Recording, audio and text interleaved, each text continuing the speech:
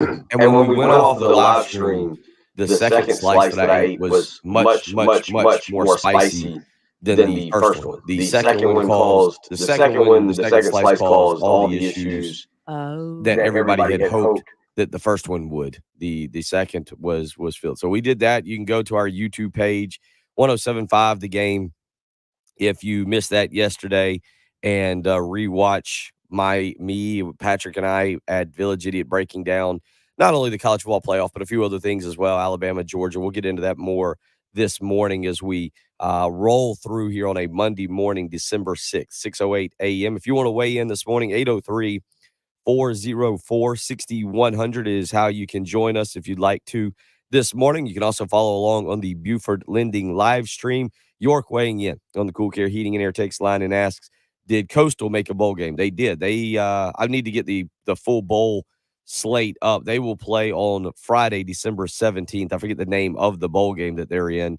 but it'll be at 6 o'clock against Northern Illinois will be the bowl game that they will participate in. So the full bowl slate is out. We'll kind of take a look at those this morning.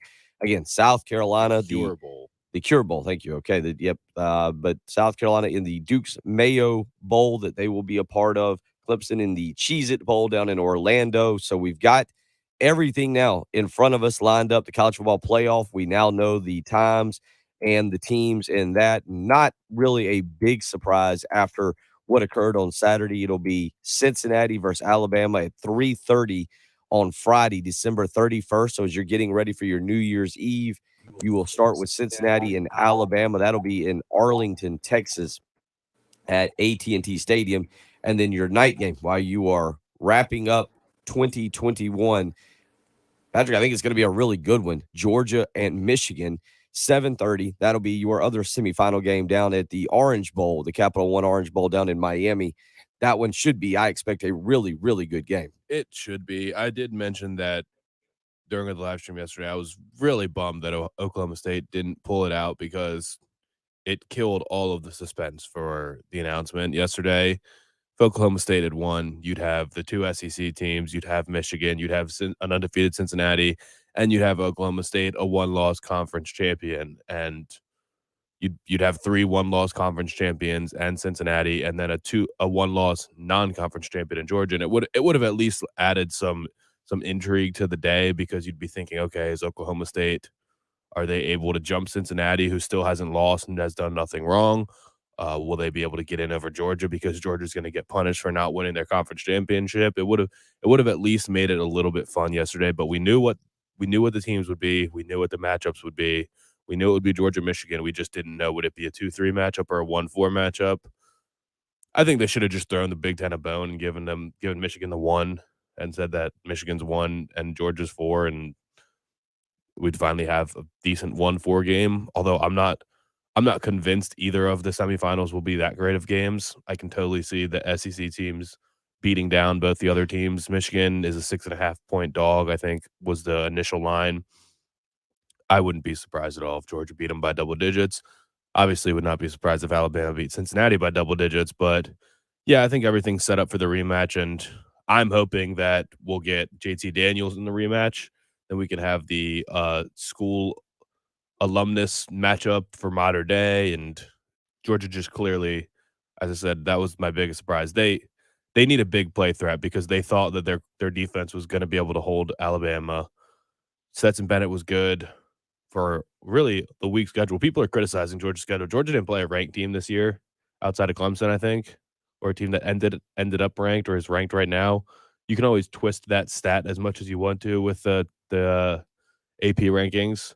So yeah, I think they just did not expect to be slapped in the mouth like that. And you give Bama time to prepare. I don't know. It's just, you never get to see Nick Saban with bulletin board material usually, and it worked out. He's just a better coach than Kirby Smart, and it was very evident about that on Saturday. Yeah, Nick Saban obviously given the opportunity to be the underdog, maybe a role that he doesn't get to play very often, and he kind of relished and took great advantage of it. Bryce Young was more than ready for that Georgia defense, 362 yards in the first half alone for the Alabama offense, and they were able to really, really, really get it going on Saturday afternoon, as that was kind of the highlight of the day. Bryce Young would finish the game 26 of 44, 421 passing yards and 3 touchdowns, exposing the Georgia defense. So they'll have that's an SEC championship record. It's actually absurd that an SEC championship record was broken against what's supposed to be the best defense ever. Yeah, it was like that is going to ruin this defense's legacy. I mean, Todd McShay tweeted out before the game. I don't know if how much other draft people have talked about it or said who they have drafted. Well, he said he's got 11 draftable grades on the Georgia defense, and it's the first time one particular unit has ever had 11 draftable grades for him in the history of him grading college or grading college players for the NFL. And then you just get steamrolled. I mean, you're not what you built yourself up to be. That I don't care if they win the national championship still, this is not the best defense of all time anymore. 536 total yards is what Alabama finishes the game with Georgia. It's not like Georgia was a bunch of slugs out there offensively. They put up 449 yards of offense. Stetson Bennett throws for 340. He was 29 of 48 on the afternoon, but he threw 2 interceptions, did have 3 touchdowns, but he threw 2 interceptions. One of those, a pick six that changed the kind of the ending there and really made it anticlimactic. But Alabama cruises 41-24, excuse me. And one of the people that called it, that was on top of it from the get-go, Gamecock Larry. We go out to the Love Chevy phone lines to what I'm assuming is a very happy Roll Tide Larry this morning. How are you, Roll Tide Larry? Good morning. I told, no surprise at all. I told Clemson fans, Bulldog fans, Gator fans, all the fans that was against Alabama, everybody against Alabama. I told you this is the kind of game that Nick loves, Nick prepares for. I told you that he would take the young man behind the outhouse. He did. I told you it would be 38-27. Alabama got 41. I was 3 points less. Georgia got 24. Wait a minute now. I was 3 points more. Georgia got 24. There was 3 points less. And all you, and whoever you were that called said you was going to donate $100 to the Wounded Warrior Fund. When I get my statement on the first of the month, I expect to see it on there. Oh boy, I'm so happy. I am so happy when those Venables got the job at Oklahoma. I'm so happy when old Elliott's going to go somewhere else. And old Dabo's going to have to start all over. But I'll talk to you guys later. But this is Gamecock Larry saying, roll Tide, roll Tide. And the reason why Michigan jumped Georgia is because they didn't want to put Georgia back in there with Nick in the first game in the semifinals. That's why Michigan jumped Georgia. Roll Tide. Old Gamecock Larry is happy. Happy Roll Tide. Oh, Roll Tide Larry this morning as he is fired. He also left out, excuse me, I'm going to struggle all morning, so I apologize for that. He also left out his other prediction. He had put Dutch Fork on upset alert over the weekend, and Gaffney ends Dutch Fork's reign here in the state as Gaffney knocks off Dutch Fork in the state championship game 22-19. So if you want a guy who was on top of his predictions this weekend, Gamecock Larry was all over it. Buddy B weighed in at 7:45, Patrick and Jen, 7:44 on Friday morning. Buddy B, our buddy, we got his phone number. If Georgia loses that game to Alabama, I will match the Wounded Warrior donation of $100. So, buddy, if you're listening yet, Buddy B. What Gamecock Larry said? When I check my statement, I expect to see it there. I have no idea what that means. Does he think that means that they're paying him $100? I don't know. I don't think he. No, maybe if it's done in his name. Maybe he gets something that shows that it went in his name. Get some clarification on that. I'm not sure what that means. Yeah, I hope he doesn't think that they're paying him $100. That was not what. I don't think he does. I mean, he said. Yeah, but we'll investigate that later. That. I didn't understand. We'll investigate that later. But yeah, Buddy B, and we had another caller who said they would donate $100. So all that for Alabama as they roll over Georgia 41-24. They keep Kirby Smart from an SEC championship, and it sets up a college football playoff with Alabama getting to the number 1 spot, Michigan at 2, Cincinnati at 3, and Georgia since Georgia at 3 and Cincinnati at 4. Also yesterday at Colonial Life Arena, South Carolina 80-67 victory over Georgetown. They get back into the win column, moved to 6-2 on the season. It was an impressive performance from Wildens Levesque, who had 14 points on the day, 6 of 8 shooting. James Reese with 11. Keyshawn Bryant with 11 points as well. A couple big dunks, a couple big blocks. Keyshawn Bryant, 11 points, 8 rebounds. And Patrick, South Carolina right now. More of the early game coming up on 107. Board just Second time it's done that. not a fan of the first segment. Not a fan of the first segment the board is. But Patrick, yesterday, South Carolina just and they did it. They didn't get a great performance. Jermaine Cousinard, just 12 minutes. Eric Stevenson played just 13 minutes. If you'd have told me that those two were going to combine for 25 minutes, I'd have thought South Carolina was in trouble. But yesterday, they come through. Jacoby Wright plays very well. A.J. Wilson, you get quality minutes out of him. And again, Wildens Levesque has developed into a solid big man, and they knock off a brand name team in Georgetown.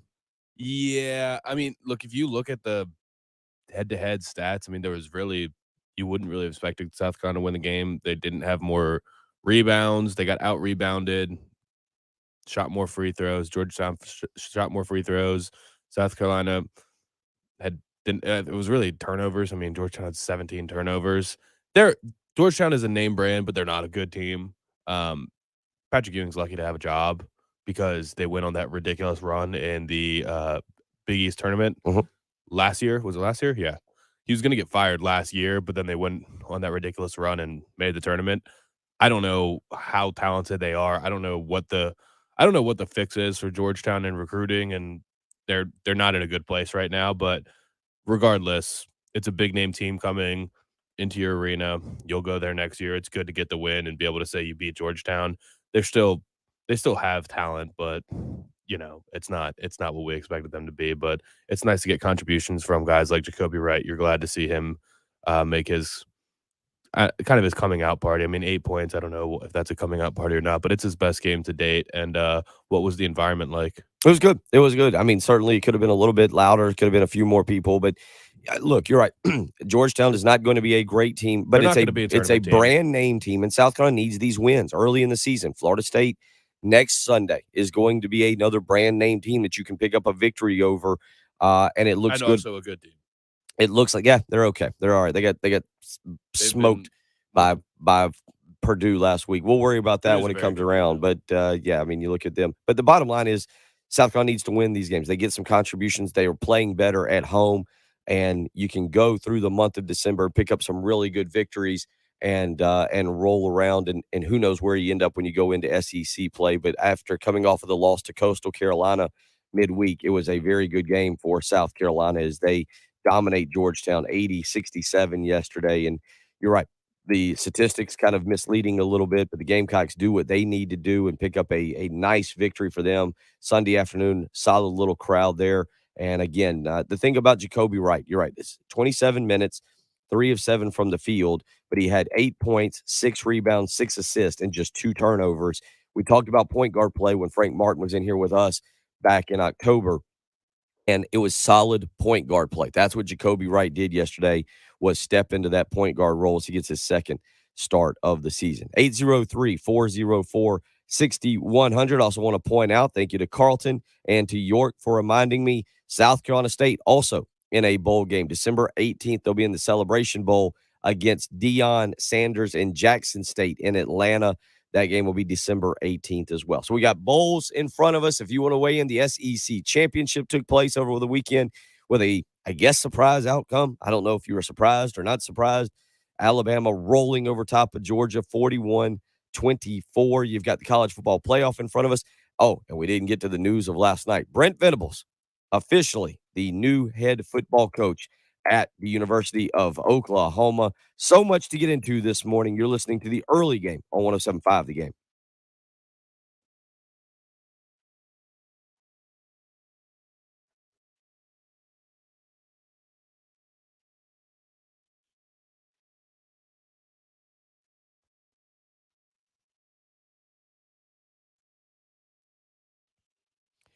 It is Christmas season, and we all know that Santa, of course, drives the sleigh around, delivers the presents. But in the off season, when it's not Christmas, what is he doing up at the North Pole? Of course, he's driving around in a Chevrolet Silverado, and that's what you should be doing as well. And right now, you can go visit Love Chevrolet for the largest selection of Silverados anywhere here in the Midlands.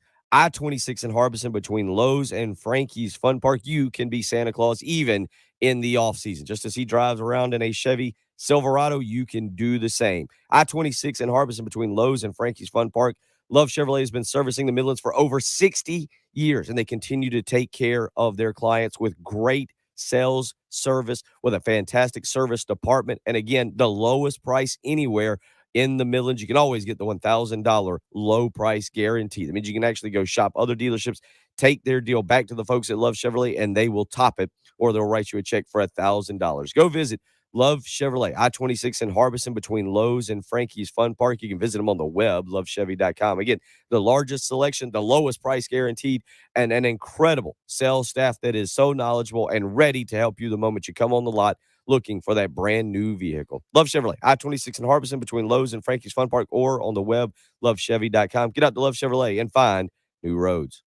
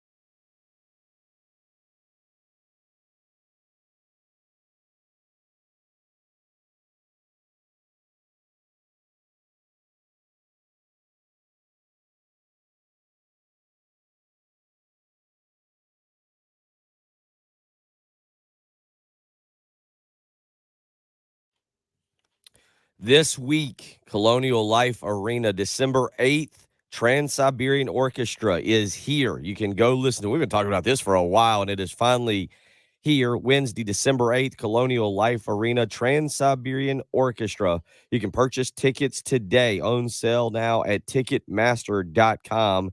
A portion of the proceeds will benefit Family Promise of the Midlands, a charity aiming to help families experiencing homelessness in their quest to achieve sustainable independence. Again, tickets on sale, Ticketmaster.com. This coming Wednesday, Colonial Life Arena, Trans-Siberian Orchestra. Right now, go and purchase your tickets, Ticketmaster.com. A portion of the proceeds will benefit Family Promise of the Midlands, a charity aiming to help families experiencing homelessness in their quest to achieve sustainable independence. 803-404-6100, how you can join us. The other news, by the way, Patrick, you're our NFL expert. We go to you when it's time for NFL news.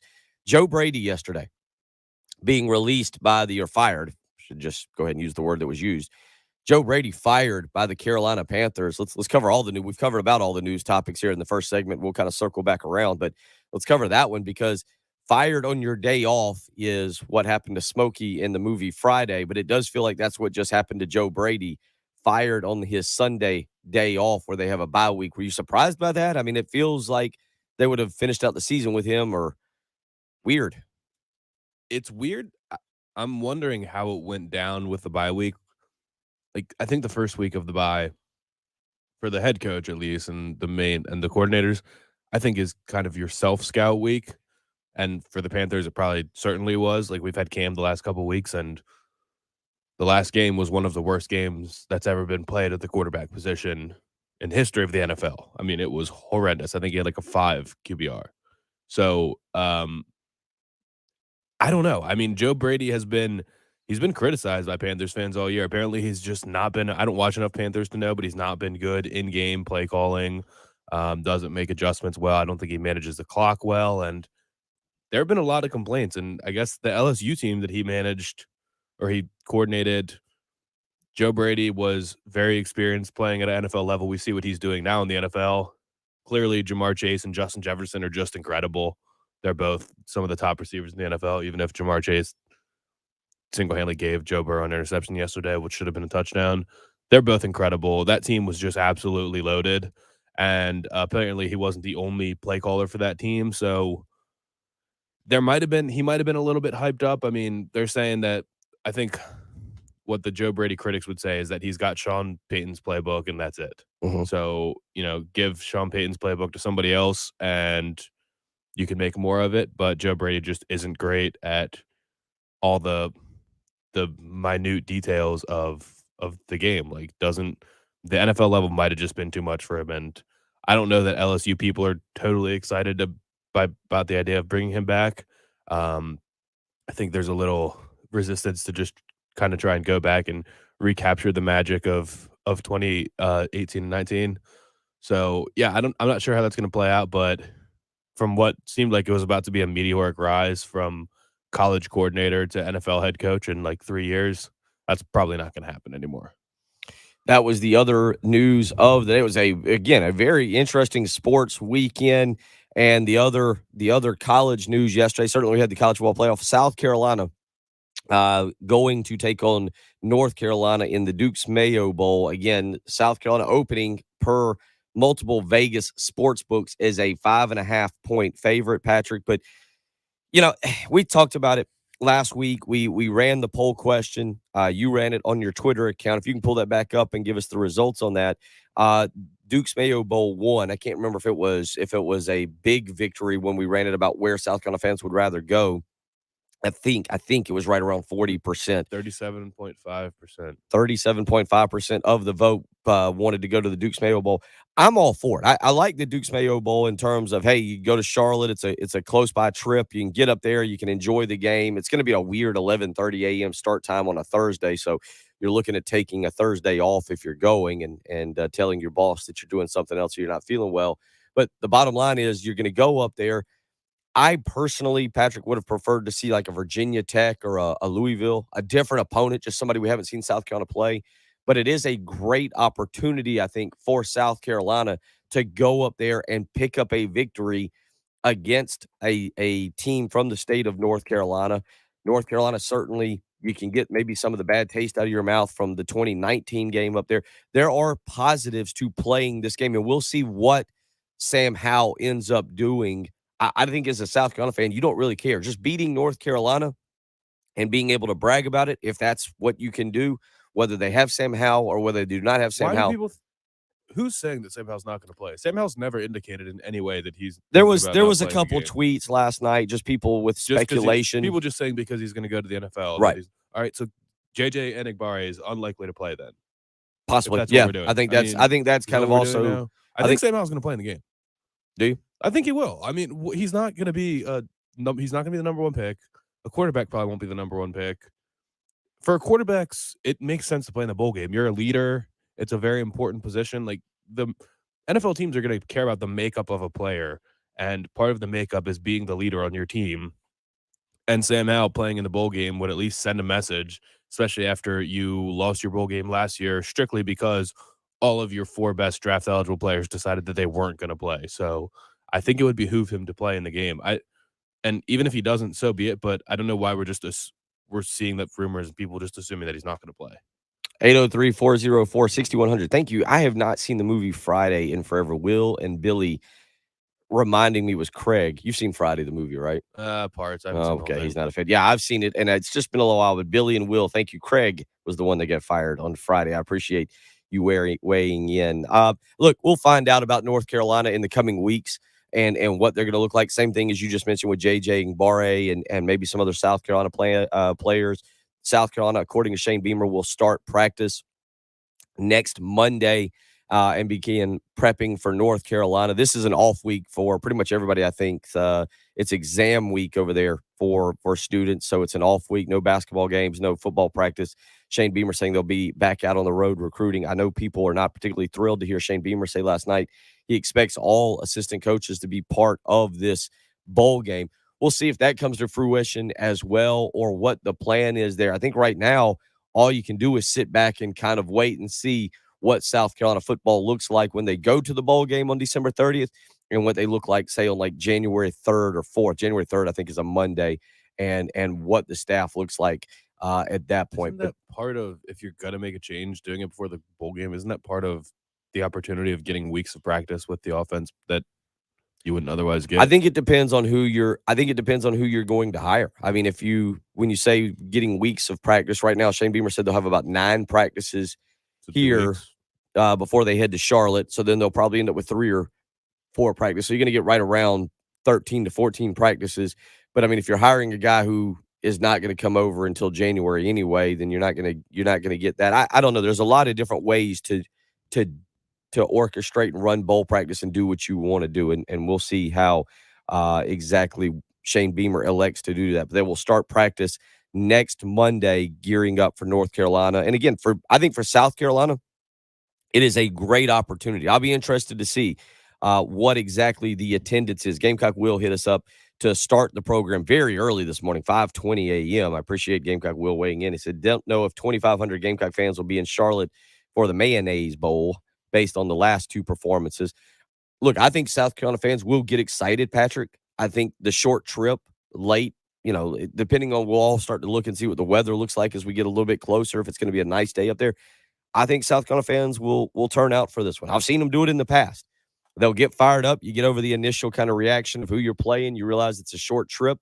Maybe you can get tickets for a little bit cheaper. And I think South Carolina will have a good turnout up there in Charlotte. And again, give themselves a chance to go up and pick up a key victory. Assuming most people are off on December 30th. I think a lot of people take off that. You got Friday. Friday's the 31st. You got a whole weekend there to enjoy the 1st and the 2nd. You may as well just turn it into a 3 or 4 days off, Wednesday, Thursday, Friday, get a whole 5-day weekend, just wrap up 2021 the right way and start 2022 off the right way. I mean, I'm so unexcited. There couldn't have been a worse bowl pick for South Carolina in my mind, just because I'm working on Wednesday night until probably 7 a.m. And then I'm expected to watch a bowl game at 11 o'clock. Like, I probably won't be able to do it. I'll probably have to find a way to record it and then watch it later in the day. So, yeah, this is not the worst, maybe not the worst case scenario, but pretty darn close to it. And I'm going to be going to Nashville the next day, so I can't go to Charlotte. And it's just, I'm so sick of watching South Carolina play in in Charlotte, and I don't want to see them play North Carolina again. I was excited about the idea of maybe seeing another team, but I don't care about North Carolina. I don't want to continue playing North Carolina. How about we play them in basketball? I'd rather play them in basketball than football. So, yeah, I mean, it's a bowl game. Just the fact that we're going to a bowl game is more meaningful than the actual bowl game that we're going to. So, everybody that's saying just be happy that you got a bowl game. Yeah, I mean, I am, but that doesn't mean you can't wish that you got a different bowl game just for the sake of being different. So, I'm kind of bummed. So it just is what it is. Maybe you can exercise your demons in Charlotte and beat a North Carolina team. Hopefully Sam Howell doesn't play. I don't know. I think he will. I'd be surprised if he didn't, but hopefully he doesn't, and then you can get a win. We'll see. 803-404-6100. How you can join us this morning. Again, I think it's a great opportunity for South Carolina. Yeah, I'm kind of with Patrick. I was hoping for maybe the Liberty Bowl and to maybe go and play a completely different opponent, maybe one from the Big 12, but I also didn't really have major intentions of going to the bowl game, so it wasn't really all about the destination for me and what was going to matter. What I was more interested in is what opportunity it gives South Carolina, and this one gives for the fans an easy trip to Charlotte if you want to make it. It gives for the fans a chance to go up and beat a former ACC opponent. It gives a rival, a team that you lost to a few years ago that certainly sets you back. So we'll see how it all works for South Carolina here as they get ready and geared up to take on North Carolina in the bowl game. We'll also talk about, again, the college football playoff, Alabama versus Cincinnati, the early game, December 31st, Michigan and Georgia, the afternoon game or the late afternoon game, 7:30 as you get ready for New Year's Eve on December 31st. So a lot to get into. And again, South Carolina basketball, an 80-67 victory over Georgetown yesterday. Brent Venables off to Oklahoma. We'll talk a little bit about that as we roll on from a busy weekend. If you want to weigh in, 803-404-6100. That's how you can join us this morning. You're listening to the early game on 107.5 The Game.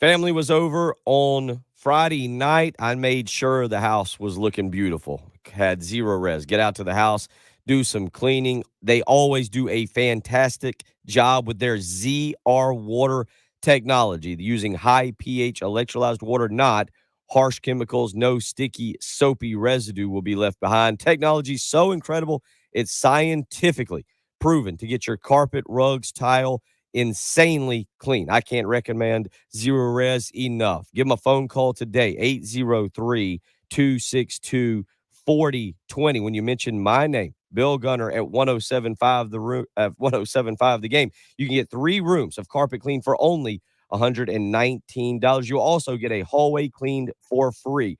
You can book online, ZeroResColumbia.com, or again, you can make that phone call, 803-262-4020. Again, when you say my name, you can get 3 rooms of carpet clean for only $119. Plus, you can get a hallway clean for free. Just mention Bill Gunner at 107.5 The Game. That's how you can get that. Again, let Zero Res come out, get that house looking spiffy clean. They do a fantastic job. I cannot recommend them enough to get out to your house, get it looking great for a holiday party you might be having, or just to clean up the house here as we wrap up 2021. 803-262-4020, or you can book online, ZeroResColumbia.com. Zero Res, spell it backwards or forwards. It's the right way to clean.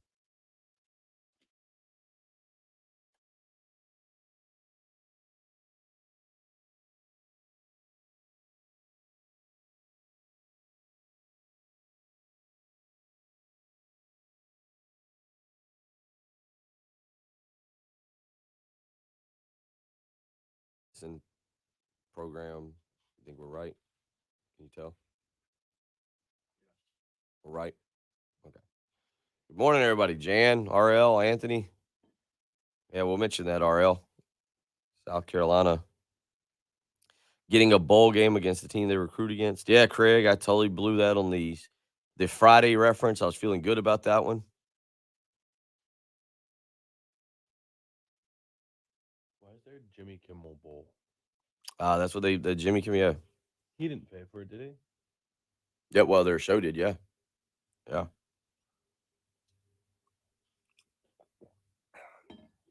Oh, I'm watching a Chuck Norris commercial, and Chuck Norris is in desperate need of a haircut. My goodness.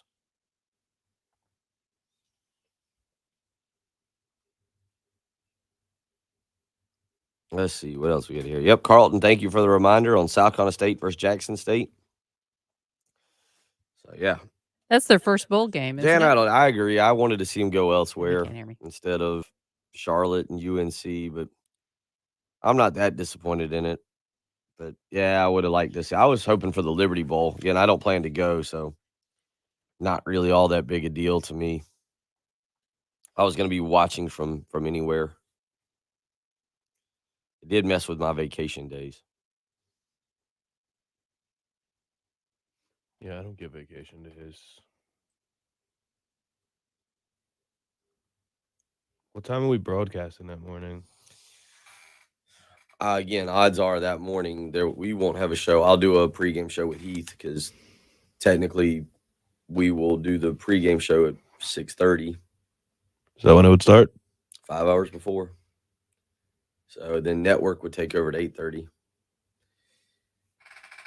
So I would imagine that will be a day off for you. You can go home and sleep. And worst cases, Heath and I'll do it live.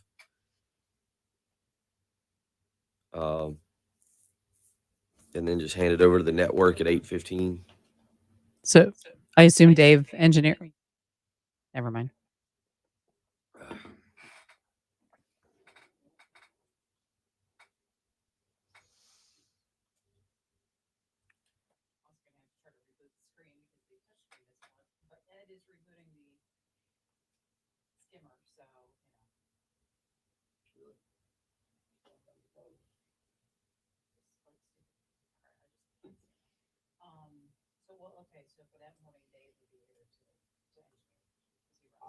I'll get everything lined up this morning. The other thing is, I'm out. I'm making a Tuesday off. Me too. So I need to see what Terry's plan for that is. The 16th.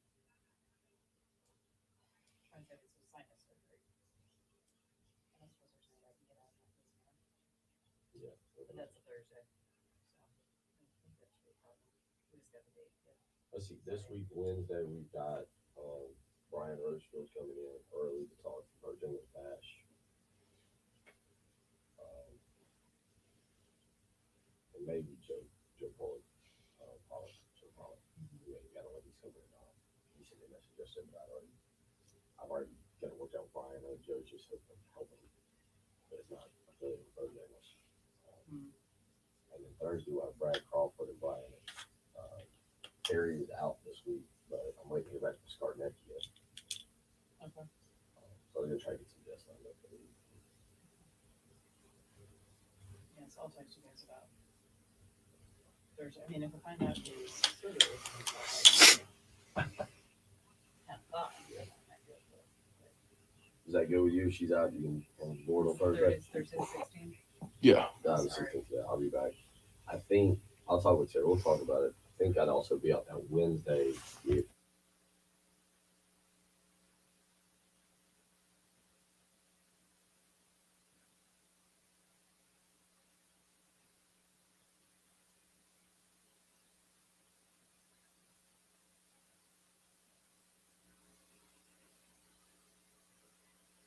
(803-404-6100). How you can join us this morning. Be kind of interesting to see a couple of you weighing in on the Cool Care Heating and Air text line.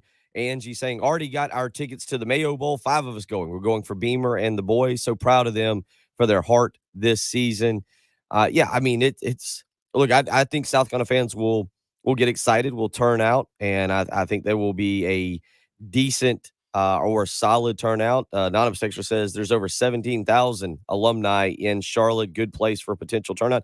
Yeah, I think South Carolina will have a good crowd up there. We'll see about the North Carolina contingent and who goes there, if they are as fired up or if they see it as the same type of opportunity. Patrick, North Carolina, going into the season, I forget where exactly they were in the preseason poll. I think they were right there, right around number 10 when they lost to Virginia Tech on opening weekend. But certainly you talk about where South Carolina is. They're excited to go to a bowl. This is a opportunity for South Carolina to be able to go to a bowl game. For North Carolina, more of a disappointment. Not really sure what they'll end up kind of taking away from this game. And I think that's why some people look at it from a Sam Howell standpoint. When you start the season as a Heisman contender, as he was, when you start the season as a top 10 team, you have ACC championship aspirations, and you don't even come close to fulfilling any of those. Where is North Carolina going to be at mentally going to this bowl game, as opposed to South Carolina, who should see it as a golden opportunity to finish above 500 in their first season, to pick up a win over a rival, to add a bowl trophy to the trophy case. Look, that still means something around here, is getting those bowl trophies and being able to add them to a trophy case that you would like to continue to build upon. Yeah. For North Carolina, I don't know. I mean, they lost their first game of the year. That pretty much eliminated all of their ultimate goals of potentially winning a weak ACC and going to the college football playoff. And then I think they realized they weren't that great of a team halfway through the year. I mean, they're at the end up 2-2, then they're 3-3, then they're 4-4, then they're 5-5, and then they end up 6-6. So I mean, really, it was win loss, win loss, win loss, win loss, win loss for I think all 12 of their games. So they were just an average team, and that's just what it was. They had to deal with that, and I think I think they kind of expected that Sam Howell would come in, be the number 1 draft pick, and because of that, he would elevate everything around him. And we've seen in college football, there's been lots of great players and great number 1 picks that just one guy is not enough to make the whole team better. And losing Javonte Williams and Michael Carter, losing De'Ami Brown and Daz Newsome from their receivers, you can't just reload that every year. It's not as easy as Alabama makes it look. So I think North Carolina I think they're happy to be in a bowl game given, how their season started. It's just when you come in with potential college football playoff expectations and get smacked in the mouth in the first game, you kind of have to reset everything. So, yeah, South Carolina is definitely more motivated, and it'll be nice to get a win. It is a recruiting place that South Carolina recruits and a school South Carolina recruits against. And, if Sam Howell doesn't play, we'll see a very good recruit in Drake May getting his first start, another Charlotte kid getting his first start in Charlotte.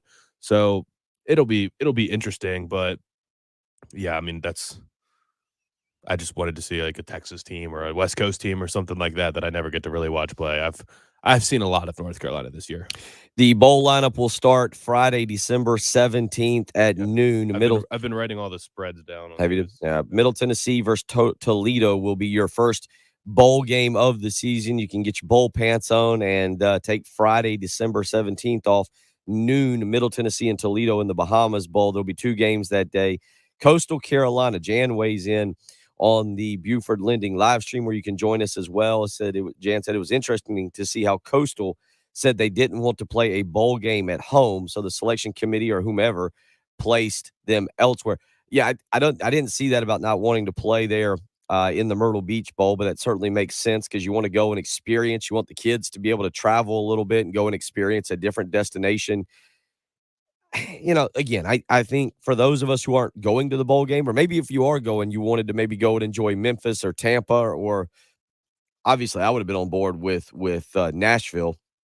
New Year's in Nashville would have been a lot of fun. But it's a great opportunity for South Carolina on December 30th. We'll get into this bowl lineup. We'll continue talking about the college football playoff that will take place, Georgia and Michigan, Alabama and Cincinnati. Brent Venables off to Oklahoma as well. And where does Clemson go from here? Some interesting questions there. A lot going on in the world of college football. And if you want to weigh in on basketball as well, South Carolina yesterday gets to 6-2 in the season with an 80-67 victory over Georgetown at Colonial Life Arena. So much to get into. It's Bill Gunner. It's Patrick Pratt and Jen Jensen. It's the early game on 107.5 The Game.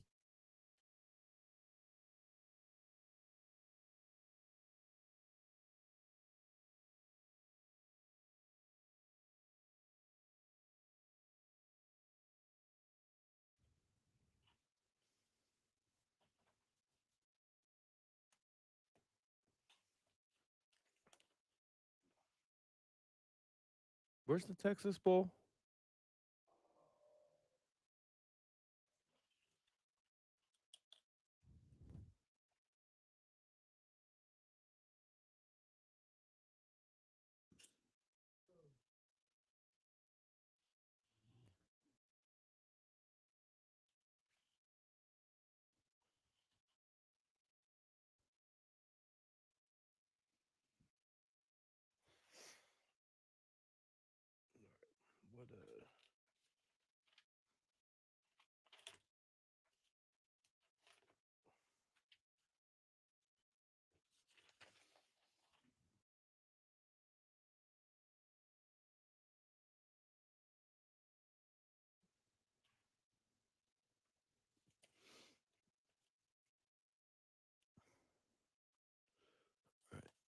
do some research if we can do bowl game pools.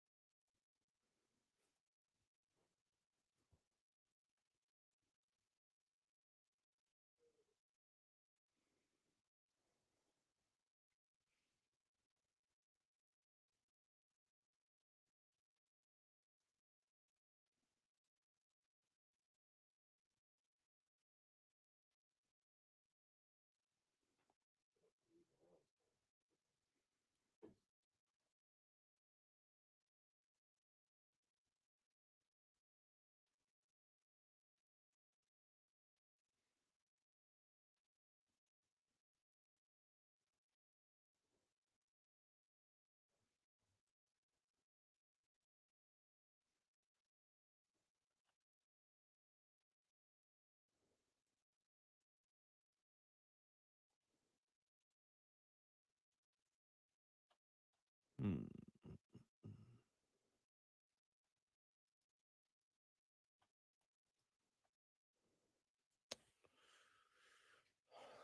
We can talk about the potential Mayo bath. I think Beamer did say that he would take one for the team if they won.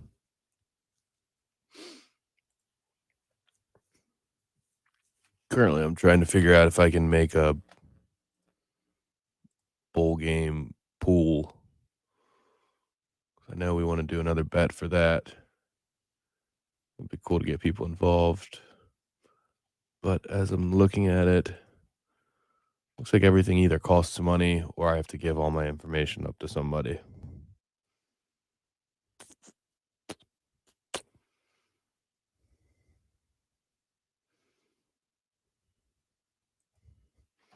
me see if I could do this myself.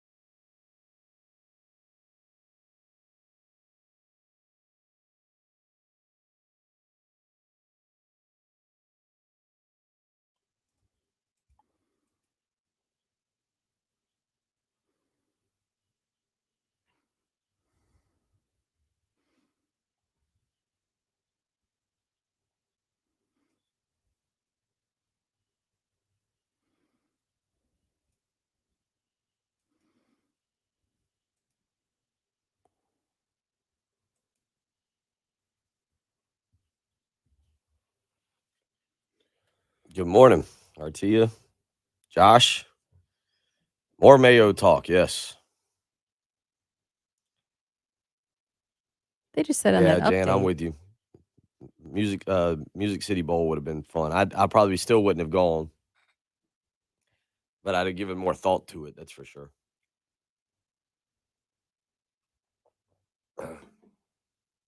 I'm not sure how much of a traveling mood I'm going to be in this holiday season. I might be content just sitting at the house.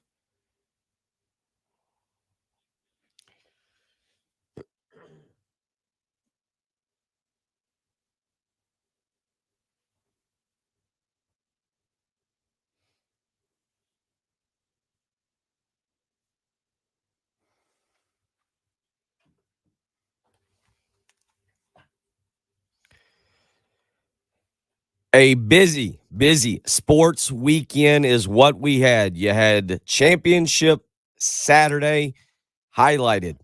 And again, I don't know if it was an upset. By Vegas standards, it was because Alabama was a 6.5-point underdog to Georgia. Lee Corso and Gamecock Larry both predicting Alabama to win. And sure enough, they didn't just win. They dominated 41-24 after a first quarter Georgia field goal, 24 second quarter points for Alabama to take a 24-17 lead into halftime. They would extend the lead to 31-17 and push it even further as they go on to win 41-24. There were other entertaining games as well. That for a half, Patrick, for at least a half, Houston, Cincinnati looked like we were going to get another crazy domino. It was 14-13 at halftime, and then Cincinnati got a very good pep talk apparently from Luke Fickell at halftime, and they go on to dominate. They've got that thing up to 35-13. Houston would score to make it 35-20 in that ball game. But Cincinnati would claim their AAC championship and their spot in the college football playoff. The day started off with a shocker. Baylor roaring out to a 21-3 lead and then holding on. I had at the point of the goal line stand was at Austin's basketball game, so I did not see the excitement. Did you get a chance to watch it? Yeah. What was your thoughts as Oklahoma? As you mentioned, you wanted a little bit of excitement yesterday when it came to college football rankings and maybe some uncertainty in what we would get. What was your thought with that Baylor Oklahoma State Well, game? I was bummed. I wanted to see a non-Oklahoma Big 12 team make the playoff, and I wanted at least to see Oklahoma State or Baylor make it interesting for the committee yesterday, but it was a ridiculous ending. I mean, Oklahoma State didn't have their starting running back. I guess he got hurt at the very beginning of the game because he was fully padded up.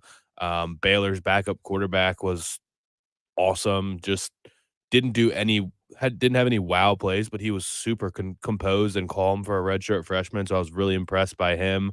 I was a little bit torn because I was happy to see it for Baylor. I mean, I like Dave Aranda. I love his demeanor on the sideline. Mhm. Never reacts to absolutely anything. He just crosses his arms and nods his head whenever something good happens and claps his hands and says, "It's all good. It's all good." Just shakes his head up and down whenever something bad happens. It's kind of awesome. And even the reaction went crazy or went viral of him standing still while everyone else went crazy after the goal line stand. And yeah, I think it's not going to be long before he gets a big time job, but the ending was insane. It's like it's out of every football movie. It's out of Friday Night Lights, getting stopped on the inch line. And I don't know why. I mean, I guess in that moment, you never really know, but cutting it outside, trying to beat the guy to the edge when you didn't have the angles. If he just puts his shoulder down, I think he runs through that guy, takes him into the end zone, and sends Oklahoma State to potentially the college football playoff. So it was an awesome ending. 30 seconds left, 4th and goal from the 1-yard line, and you end up on the inch line. It's you really can't ask for anything better than that. It was that was and 4 interceptions from Spencer Sanders. Probably played the worst game of his career and still had them on the 1-yard line with a chance to go to the college football playoff. That was the best game of the day. Alabama Georgia was entertaining from a different standpoint. The night games were kind of duds. Michigan absolutely demolishes Iowa 42-3. That game getting away from Iowa there in the fourth quarter. Michigan went up 21-3, Patrick, there in the third quarter, and you knew Iowa was not going to be able to generate points to get back in it, so I cut it off. So needless to say, I was a little stunned to see Michigan put up 3 fourth quarter touchdowns there to win in the fashion they did. There was actually another, for those that really don't care, the other big upset of the day, Utah State goes to San Diego State. The great punter, Aranta, I believe. Areza, yes, they did a piece on him on College Game Day. San Diego State was favored in that game. Utah State blows them out 46-13. I've got a feeling none of you really paid that much attention to it. Pittsburgh, Wake Forest, Kenny Pickett. Kenny Pickett, probably, Patrick, if I had a vote, I don't, would be maybe my top Heisman pick. Like I Kenneth Walker Jr. at Michigan State, I don't feel like Michigan State's where they are without Kenneth Walker Jr. And I don't feel like Pittsburgh wins an ACC championship without Kenny Pickett. Not even close. And I just, in a season where, I don't know, Bryce Young will probably win the Heisman because he threw for 400 yards against Georgia's defense, and he plays for Alabama, and he gets all the attention, and he should. He's really good. Bryce Young is really, really He's not good. Alabama's best player. But the bottom line is, I like Kenny Pickett, 253 yards on Saturday night, 20 of 33, 2 touchdowns. Had the fake slide that he ended up turning into a what was that, a 68-yard? It was long. 58 was the touchdown run, 58 yards, the fake slide that he does to get the game going. He won't win it. He should, in my opinion, because He and Aiden Hutchinson are both better candidates than Bryce Young. Bryce Young is not the best player on his team. Aiden Hutchinson is another good pick there, but I think Bryce Young will end up winning it when they announce it this coming Saturday night. But that was your championship weekend. Pittsburgh 45-21 over Wake Forest. So Pittsburgh will go on and will be part of the Big Six Bowl Day games, which you've got here. Should be. Did you see this comment about the fake slide? Arl says the Pickett fake slide was great, but I think he should have been called down at the spot he initiated the slide. Why? Yeah, I don't know. Yeah. Why would you think? I mean, he didn't go down. Yeah, he didn't go. Why would you? Unless he's out of the. Yeah, unless he's just saying that kind of play. I don't know. I mean, look, I get the ramifications that, the guy was going to tackle him, and when he saw Pickett start to slide, he stood back up, but, well, don't get faked out. I mean, go to tackle him, and if he doesn't slide, then don't tackle him. Yeah, it's, look, it's a play that I guess everybody will kind of talk about. It was a very entertaining game. It was an entertaining game there at the beginning. The game gets away from Wake Forest. They're late there. Pittsburgh scores 2 touchdowns in the fourth quarter to turn a 10-point game into a 24-point victory, 45-21. But nonetheless, that was your game on that in Michigan. Your game Saturday night, unless you were very fired up for Southern California, and California thankfully ends the season for Southern Cal. They can move on to the Lincoln Riley era as California knocks off Southern Cal. The coaching news of the weekend, Brent Venables making it official last night. He is off to Oklahoma. Some of you have asked this morning. Dabo Swinney was at the Oakland Raiders game yesterday. I think Dabo's out recruiting. He's got Hunter Renfrow and several other Clemson players that play for Oakland. Patrick, I don't read anything into that. I don't expect Dabo Swinney to be otherwhere than running down a steep hill and standing on the sidelines of Clemson next year. But who knows? You never know. Never say never. But I think that's just Dabo out there recruiting, or being on the recruiting trail and having a chance to go to Allegiant Stadium, a pretty nice venue out there in Las Vegas. Maybe even take a trip to Vegas. Nothing really there that I'm reading into that. No, I thought it was him going to watch his players play. I mean, he's got Hunter Renfrow, who he's very close with, and Clelin Ferrell, and I don't know if there's anyone else there. Dabo Swinney will never go to the NFL.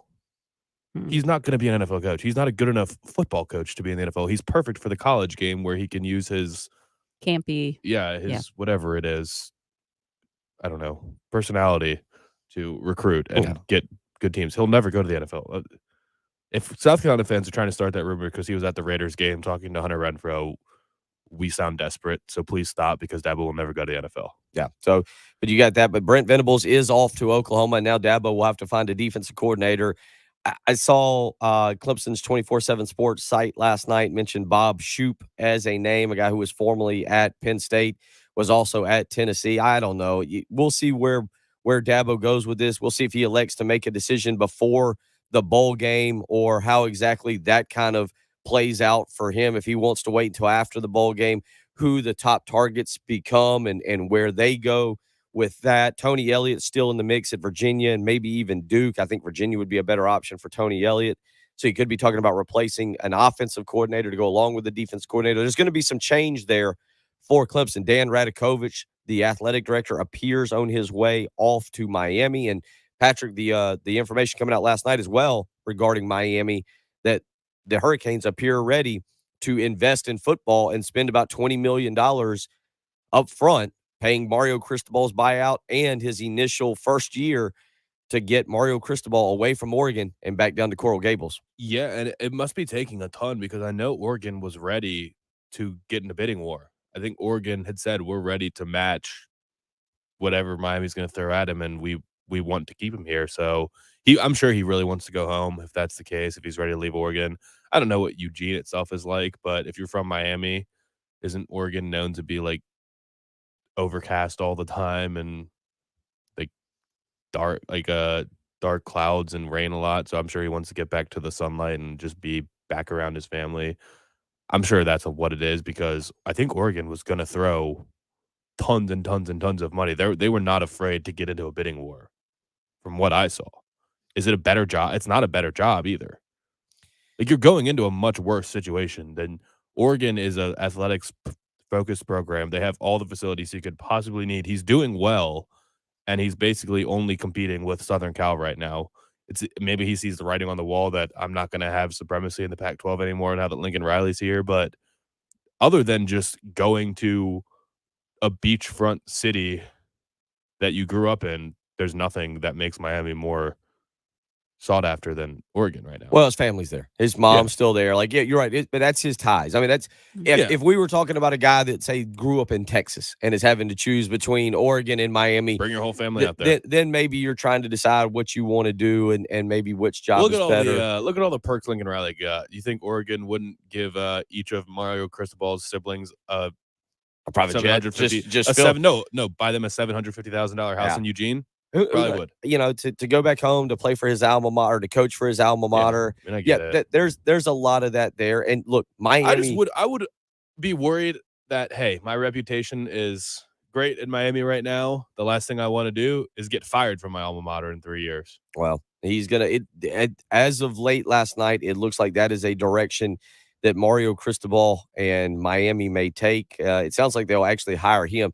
I would assume the other part of that is he knows who his athletic director is going to be if he's taking the job. I would assume he has been informed it will be Dan Radakovich is who you are going to work for. I have a hard time believing you just take that job, like you said, all things being equal, the Oregon job and the Miami, and not knowing who your boss is going to be and what the expectation and what kind of leeway you're going to have. So some coaching news out there. Again, we'll kind of continue to monitor the Clemson situation. South Carolina last night, Shane Beamer saying that he expects all offensive coaches or all of his staff to be part of bowl preparation. So I'm not sure that that's exactly what South Carolina fans wanted to hear, but we will at least expect that as we move toward the game against North Carolina. Now, what happens after that, who knows? 803-404-6100 is how you can join us this morning. See some of you weighing in on the Cool Care Heating and Air text line. This morning. Yeah, we'll get to those. 803-404-6100. You can also join us on the Buford Lending live stream if you like. Anthony weighing in saying Brent Venables will make Oklahoma's defense great again. They have needed that for years as well. Jeff weighing in on the slide, on Kenny Pickett's slide. He said if he would have slid down, he would have been called down where he initiated the slide. Maybe that's why people think he should have been called down. Mark saying there were two players that almost had injuries due to the fake slide. The commentator said they should make it a rule when you are not allowed to fake slide. RL saying, would the defenders get called for hitting a quarterback getting into their slide next time? So a lot to do with Kenny Pickett's kind of, he didn't slide. He didn't go down what like they're he's saying, but like the idea of giving yourself up, you have to be down. And your knee has to hit the ground.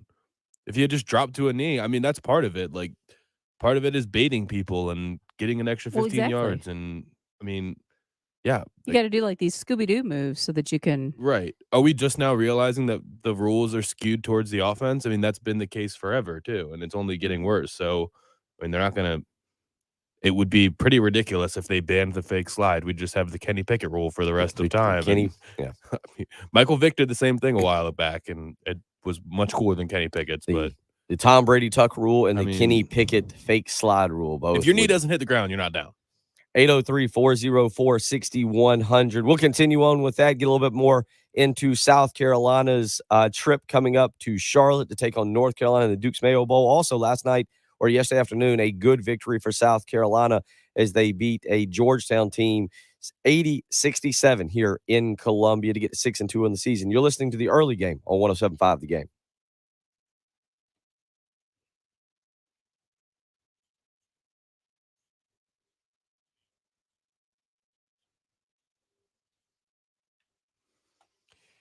It was a busy, busy weekend. I had family in on Friday night. Saturday, Austin had a basketball game. Plus, there was the SEC championship. Yesterday, we were at Village Idiot. We went to the South Carolina Georgetown game. We went and saw the lights out at Saluda Shoals. You get the point. It was a busy, busy, busy weekend. So I needed a great night of sleep. Put the sleep number setting on 55, and that is exactly what I got. With a sleep number bed, proven quality sleep is indeed life-changing sleep. Right now, don't miss Sleep Number's Cyber Week special where you can save $1,000 on select Sleep Number 360 smart beds and adjustable bases, plus special financing subject to credit approval. Minimum monthly payments required. See sleepnumber.com for details. You can also see the store for details as well. This deal ends today, and there's 2 stores to visit to check it out. One in Irmo on Harbison Boulevard across from Buffalo Wild Wings. The other in Columbia, 2 Notch Road across from Sand Hills Mall. You can visit them on the web, sleepnumber.com. Again, right now, the Cyber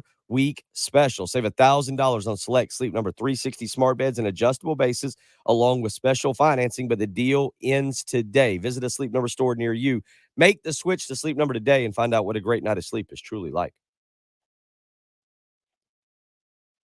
From the Shepherd's Glass Traffic Center, Shepherd's Glass, a true reflection of quality. Man, people were really upset. People ShepherdsGlass.com. really just got fired up. Patrick, you were so Still working an effing earlier stupid. accident, Read what Summit my text to Parkway say. at Clemson Road.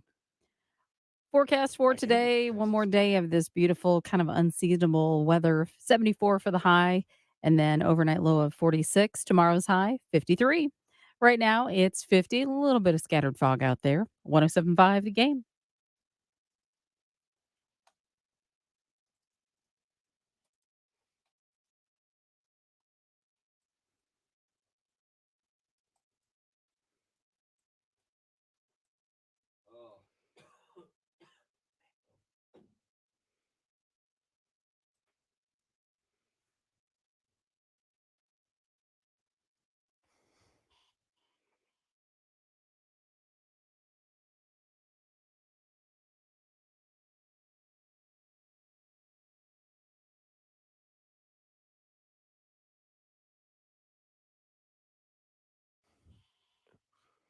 All right. I need to figure it. When a player starts to slide, he is marked down where he started to slide, not where he lands. So since he started to slide, it should have been blown dead. But he didn't. I see the argument too. So that's what I responded. And this person said, Patrick, you're so effing stupid. Read what my text said. When a player starts to slide, he's down. So how can you be allowed to fake a move? If you fake it, that's starting it, which means you're down. I think I'm going to respond, it's a fake slide because he didn't end up sliding. I don't know why this is riling people up so bad. I mean, I get their point. I get they can't have worms its opening, but he also didn't go down. So, and it's not the same principle as faking a fair catch. You can't take back a fair catch. But if you fake a slide and then don't actually slide, I mean, that's a move. A juke is faking going one way and then going the other. Should you not? Yeah, it's a good point.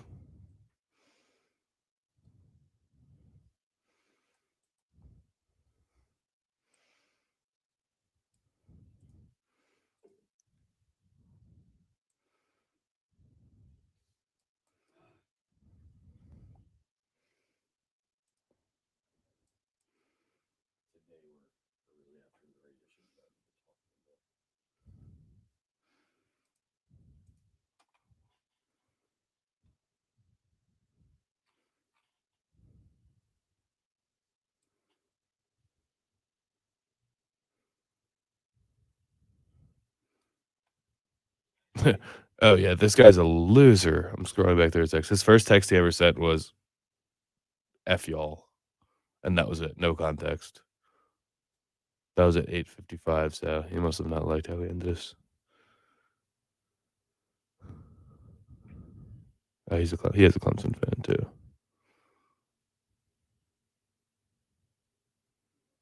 Yeah, he doesn't like me.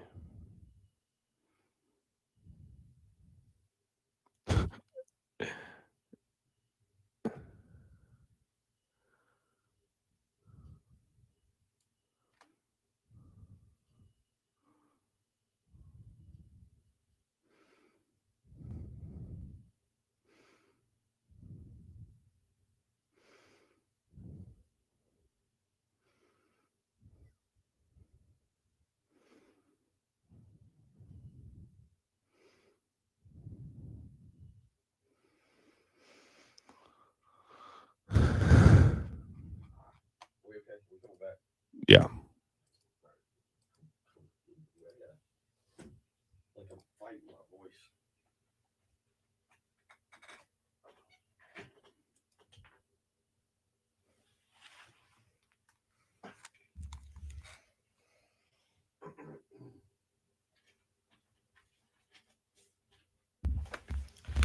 Reminder, Wednesday, December 8th, Colonial Life Arena, Trans-Siberian Orchestra back in town. That is this week. You can really start to get back in the Christmas spirit. Tickets are on sale, Ticketmaster.com. Portion of the proceeds will benefit Family Promise of the Midlands, a charity that aims to help families experiencing homelessness in their quest to achieve sustainable independence. Go purchase tickets now, Ticketmaster.com. Wednesday, December 8th. That's this Wednesday, Trans-Siberian Orchestra back at Colonial Life Arena. 803-404-6100. Patrick, let's go through some of these bowl games that popped up here yesterday, and they really kind of get going. You've got some prior to Monday, December 27th, like Military Bowl, Boston College and East Carolina. You do have the Gasparilla Bowl on Thursday, December 23rd, Florida and Central Florida. Florida, I guess Billy Napier will draw a lot of airtime in that one as they kind of promote him. Wednesday, December 22nd, the Armed Forces Bowl, Missouri and Army.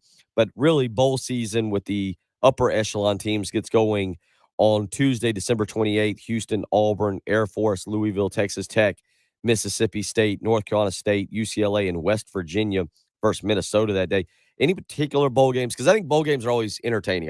I'm a bowl game person. I like them. I like having bowl games throughout the season. Is there any that stand out to you in particular as you kind of glance through your list that you're like, yeah, all right, bowl game, it's an exhibition game, but I'm definitely, besides South Carolina, besides Clemson, that you look at that you're like, yeah, I'm going to tune in. I'd like to kind of see where that one goes. Yeah, kind of. I mean, I wish these games were just later in the day, but I mean, Tuesday, December 28th, I'd be interested to see Houston and Auburn. I mean, it would be a huge opportunity for Houston to beat a big name SEC program, and Auburn is a short favorite. It looks like it's only about 3 points there. I think right now Auburn's primed to be beaten in one of these games. They don't have a crazy ton of NFL prospects that would maybe in normal years not go play in this game. I think Roger McCreary will be their only top 50 pick. He's playing the Senior Bowl, so I think he'll probably play in the bowl game too. That's one of the intriguing ones. I mean, I'm personally intrigued by Virginia Tech and Maryland because they're just local. It's a local matchup, and obviously Virginia Tech with a new coach. And Iowa State Clemson will be interesting. Brees Hall and Brock Purdy playing their last games for Iowa State. Probably the best group of Iowa State players that have ever left that program. I saw the video of Matt Gamble crying while his seniors were walking, and he's got basically his core 5 seniors that have built that program essentially. So that'll be interesting. Oregon, Oklahoma is going to be awesome. How many is that the only game? I do want to kind of just scan through here and see if there's going to be any games with 2 head coaches / no head coaches, because Oregon, Oklahoma is going to be 2 arguably top 15, 20 jobs in America. Right. I mean, Oklahoma's a top 10 job in America, but 2 top 20 jobs without head coaches or with brand new head coaches because their head coaches left for other Power 5 schools. That's just going to be interesting in itself. I don't know who the candidates for Oregon are going to be. I don't even know how to begin to think about that, but that will be interesting to me. Yeah. Again, bowl season, I probably get into it a little bit more than most people do. I like having it on in the background. You got a bunch of games on that Tuesday, Wednesday, Thursday, and Friday leading up to New Year's Eve. And I'm with you. Some of these we talked about South Carolina and North Carolina, and actually maybe from an outside view, maybe that's one of the more attractive bowl games to watch, even if it's at 11:30 on a Thursday, because Oregon, Oklahoma sounds like a great game, and it'll be entertaining from the standpoint you could potentially have a new Oregon head football coach who's standing there observing his team. You'll have Brent Venables observing Bob Stoops coaching his team. It is Are they just going interesting. to be fighting the two new head coaches? Going to be fighting for airtime? It could be. Who knows? Bob Stoops and Brent Venables have a working relationship. Venables having worked for Bob Stoops, so I think that's a great start for Venables coming in, being able to kind of talk with Bob Stoops and really get going. But that Oregon Oklahoma game will be 9:15 on Wednesday, December 29th. So you stay up late for that game, get up early for South Carolina and North Carolina on Thursday morning. North Carolina State, with the flux that Clemson is in, and you wonder if Wake Forest can continue their run. North Carolina State, I feel like there are certain bowl games where you need to win, and some that don't really matter, some that I don't think have a big impact on your season. North Carolina State and UCLA is one that I look at with North Carolina State, and if they can continue some momentum going into the offseason, that's actually a big one for them. I don't know how much I'll necessarily get into it. It'll be the Holiday Bowl on Tuesday, December 28th at 8 o'clock, but Chip Kelly and UCLA, excuse me, my voice is just about gone. North Carolina State 9-3 on the season, a chance to get to 10 wins for them. And then Chip Kelly is still trying to get things going, Patrick, out in the Pac-12 conference, and UCLA is 8-4. A 9-win season for him would be really a big step forward. So I look at that one as one that I'm kind of intrigued by as well. Other than that, I really thought we could get some better bowl matchups. I was hoping for better bowl matchups with some particular teams, but we didn't really get those. Yeah, I mean, I'm into some of them. Like the New Year's Six games should be pretty good. I'm excited to see Baylor versus Ole Miss, Utah versus Ohio State. I don't know. I mean, it could be a decent matchup. It's just nothing necessarily absolutely jumps off of the page. I don't think there's maybe Notre Dame, Oklahoma State. I mean, the next two out will be interesting, but it's not really the name brands, or there's not Oregon and Oklahoma. There's no like superstar quarterback or anything that you need to tune in to see. It's just all of the best players are going to be playing in the college football playoff. There's not. That's usually what I will want to tune in for, is like draftable guys, and a lot of the time they won't play in the games anyway. But I think the lack of NFL quarterbacks is going to be kind of bumming me out for the big time bowl games. Maybe Matt Corral. I mean, Matt Corral's last game, if he plays, potentially does he stick around? He's got to play. I think the I think, quarterbacks have to play. I think as we sit here 7:30, the quarterback position is different. Is it? Okay. Yes. If like Breece Hall for Iowa State, maybe Iowa State's different because they don't just churn out NFL running backs like that. Although David Montgomery did also go to Iowa State, so kind of they do. Maybe he doesn't play against Clemson because he doesn't want to take a million hits against. He doesn't want to get hit late against James Skalski, get a concussion before draft season on a dirty hit, like something like that. But if you're a quarterback, it's important to be a leader, and coaches will ask and scouts will ask, why did you not play in the bowl game? No, I don't think, has any quarterback ever opted out of a bowl game? I cannot recall one. It's a good question. We'll think about that during the break if you've got one that stands out, but I'm with you on that. We'll talk about that because there are a couple. Matt Corral, we've been talking about. I mean, a couple scouts said yesterday that they think this will be the first draft since 2013 where there's not a quarterback taken in the top 10. That's very possible. He is our draft expert, and we'll continue talking about that. Also yesterday, South Carolina 80-67 victory over Georgetown. We'll talk about the basketball game I was in attendance. Patrick was taking it in from Village Idiot after we had settled our picks contest, and I ate some spicy pizza. Patrick joined in. It was actually pretty good. It was pretty delicious. The second piece that you don't see me eat on the live stream was far spicier and caused a far more sweating and some redness. But we'll talk about that basketball game that was. Gamecocks 80, Georgetown 67 yesterday at Colonial Life Arena. Kyle Trask played in the bowl game, didn't he? Kyle Trask? Yeah.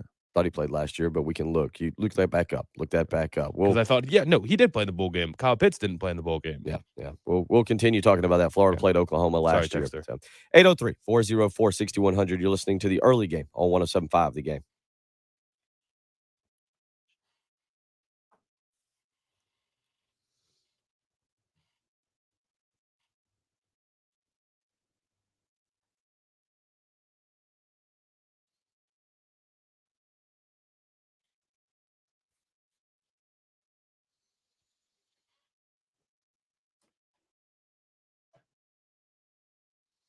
If you've been feeling sore, you got some muscles, you got some ligaments, some tissues, you got some inflammation in there, and you're ready to get yourself healthy for 2022, but you've been told surgery is your only option, or you've been taking annoying steroids, opioids, and you're ready to get off of those, you're tired of constant chronic pain, I got the answer. QC Kinetics. Give them a phone call today, 803-281-6860. All consultations are free. QC Kinetics is dedicated to maximizing your body's ability to help heal and repair itself from the inside out for a vastly improved function and overall quality of life. And if you've been experiencing issues currently with your knees, with your hips, your shoulders, your fingers, if you've got inflammation that you're ready to get rid of, QC Kinetics is at the forefront of regenerative medicine and ready to help you. They're going to do it without steroids. They're going to do it without opioids. They're going to do it without surgery. They're going to allow your body to heal naturally, working with you. Call QC Kinetics today for a free consultation, 803-281-6860. It's a true game changer in life. I highly recommend giving QC Kinetics a call today to see what they can do for you. Again, all consultations are free. Just see how QC Kinetics can help take away the constant pain, or if you've been stuck with addictive pain medications, how they can get you off of those. QC Kinetics, again, is at the forefront of regenerative medicine, and it is a scientifically proven pain management clinic ready to help your muscles, your ligaments, your tissues, inflammation that you may have anywhere in your body. Give QC Kinetics a call. 803-281-6860. Get your quality of life back in 2022 with QC Kinetics.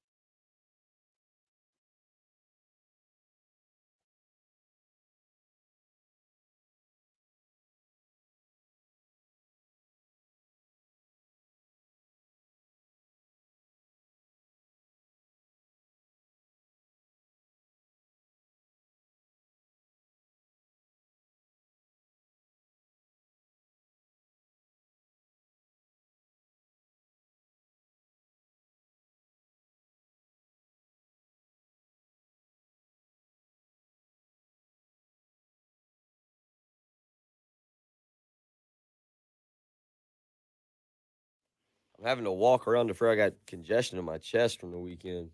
I'm having to try and walk around a little bit.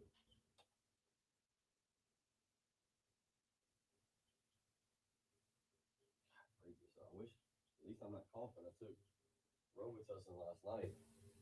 At least you haven't heard me coughing like I had last week.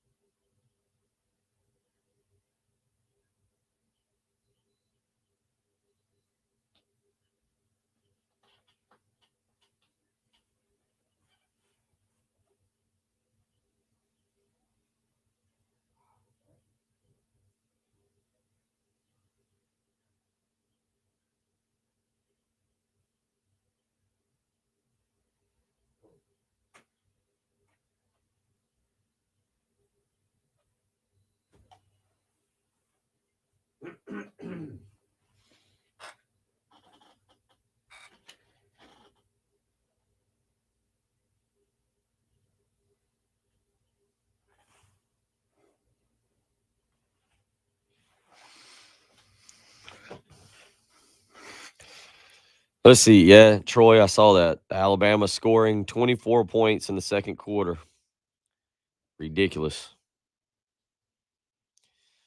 Kelly, I think that's what'll be interesting. Who opts out? South Carolina, I don't- JJ Ngbari, if he opts out, you wouldn't blame him. You totally understand. He's giving it everything he's got. But I I would don't know think they'd who be so else. excited. And it'll be interesting to see in the coming days. Morning to Hope.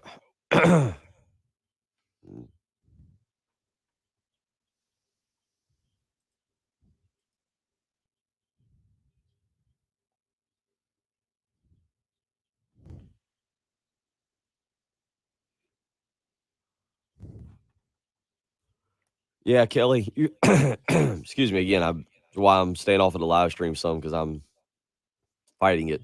Some congestion. I don't feel bad. I just worn out. But yeah, Patrick has gone on his anti-Charlotte rant this morning. It's not even the location; it's more the time. I mean, it couldn't be a worse time for me. It's in the middle of my sleep time.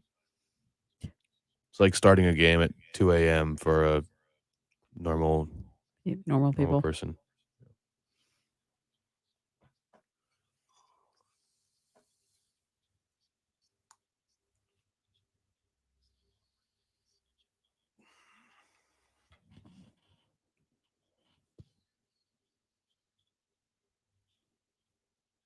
One show only. Good news. It looks like some of the news has just died down.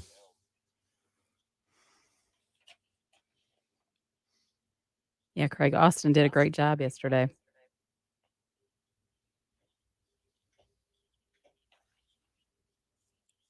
Yeah, Trey, I was trying to figure out this earlier, because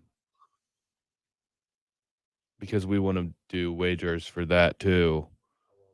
But I couldn't figure out how to find a hosting site that either doesn't make you pay or doesn't make you give them all your information. If you know how to do that, yes.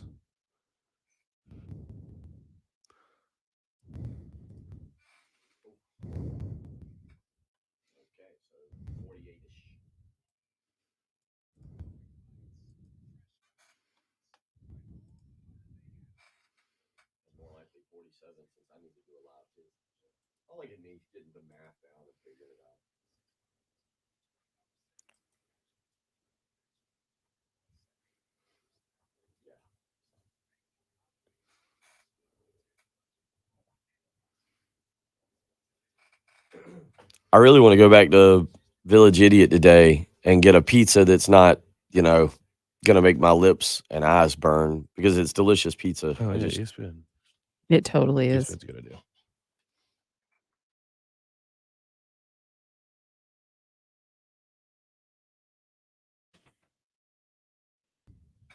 reminder. I'm look. I had a fun weekend. I was going to say that I'm not telling you reminder. I had a fun weekend. I'll tell you that reminder. 107.5 The Game in Twin Peaks, giving you a chance to speak your mind whenever you feel like it.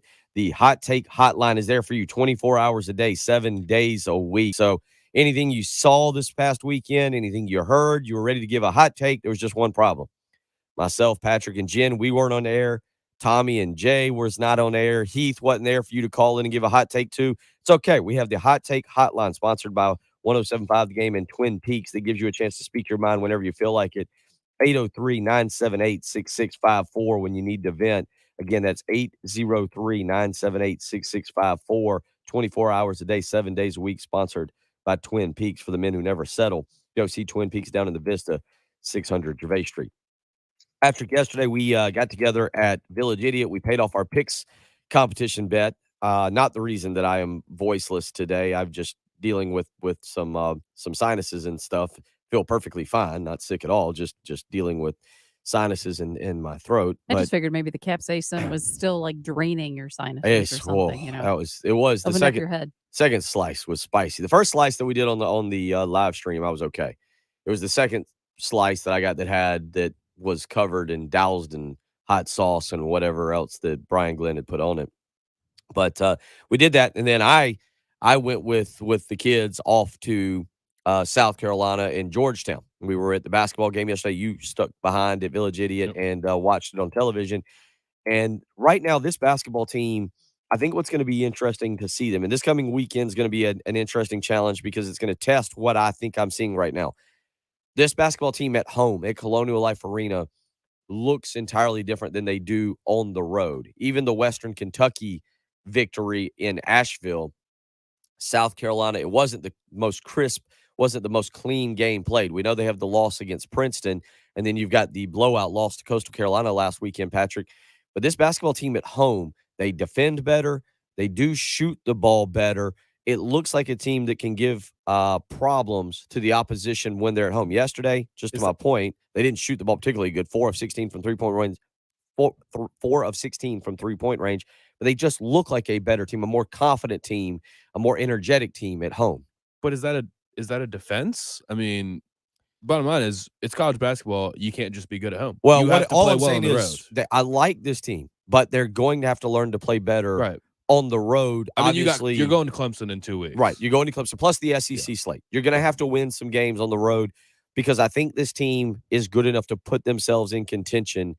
Okay, that's all I'm saying on the bubble for the NCAA tournament. There are pieces to this team. Yesterday, again, you get quality contributions from Wildens Levesque, 14 points and 4 rebounds, 6 of 8 from the field. Again, he gave that to you in 21 minutes. James Reese didn't have his best shooting day, 5 of 13. He was 1 of 5 from three-point range, but 11 points. He had 3 assists and just 1 turnover.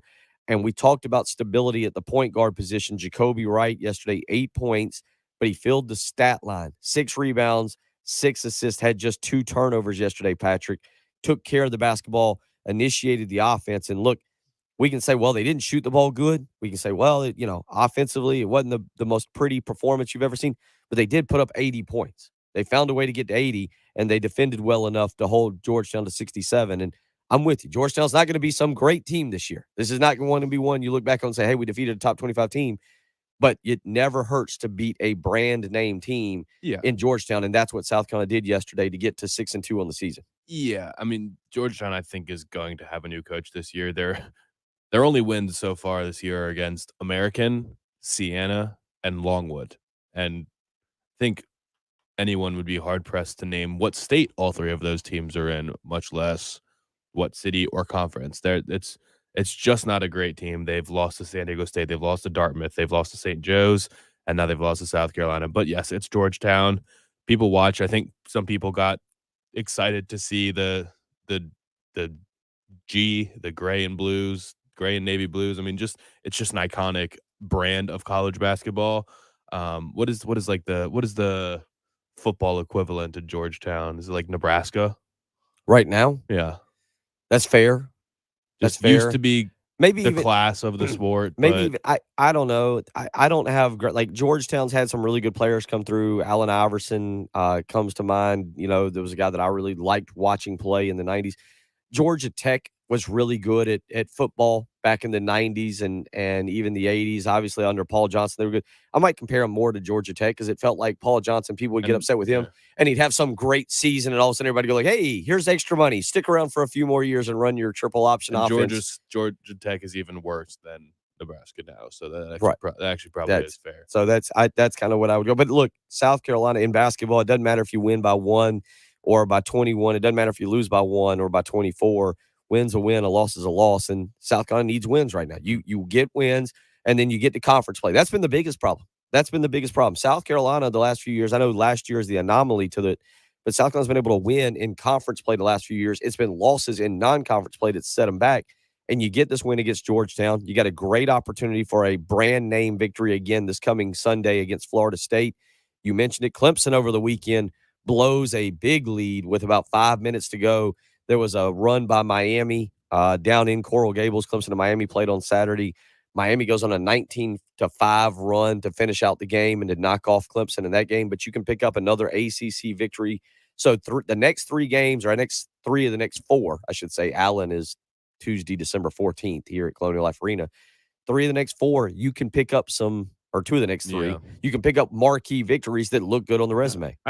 I don't really understand why they're so much better at home. I mean, I guess there's a comfortability with the rims and the court and all that, but it's not the same thing as Duke plays better at home because the camera crazies are out in force and it's an actual problem for the opposition. Like, that's not what Colonial Life Arena is. So I'm kind of just scratching my head as why I agree that they're a better home team. The numbers clearly show that, but why can they not do that on the road? It's not like there's anything special or any secret formula to them playing better at home. I mean, the home field advantage isn't nearly as significant at a basketball game, No, I mean, not at a South Carolina basketball game. for sure. Yeah. Well, no, that's not true. Sleeping in your own bed and shooting on a hoop you're comfortable with. Yes. I mean, I get the Yeah, comfortability you're of comfortable with the rims. Yeah. You're comfortable with the floor. You're using the basketball that But- you chose, and that there is. But why are they playing better defensively then? Well, I think some of it is the opposition comes in, Yeah. and you're They're not. just I not as mean, good, it's it. It I can mean, be, there is something to it. Of having played basketball for 18 years, I mean, there is a level of which you get used to a certain hoop and it feels nice to Yeah. shoot it. But at the end of the day, I mean, these are the best basketball players in the country. That's kind of my point. I mean, Like, okay, if you should be able to adapt. So 803-404-6100 if you want to weigh in. Scott says, yep, Georgetown not very good and shooting at home is an advantage. And Anonymous Raj, they need Gene Hackman to come in the hoops on the road, to measure the hoops on the road. It's the old, was it Hoosiers? Hoosiers, I believe, was that movie. 803-404. We continue rolling along here. You're listening to the early game on 107.5 The Game.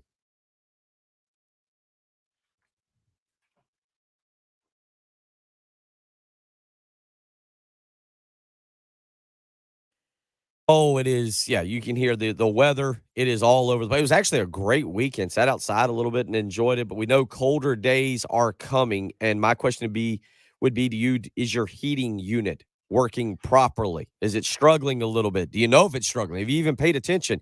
If not, please call AAA Heating and Air today, 803-677-1500. That's how you can get in touch with AAA Heating and Air. I trust them with my heating and air unit because Roy and Dana Finley, they run a family run company. They believe in taking care of their customers and treating them like a family member that they would take care of in their own house. They will take care of you. They'll make sure that your heating and air unit is working properly so that your entire family is happy with you. Give Roy and Dana Finley, AAA Heating and Air, a call today, 803-677-1500. $59 is all it costs for a heating and air unit inspection from AAA Heating and Air. You just need to tell them Bill Gunner sent you.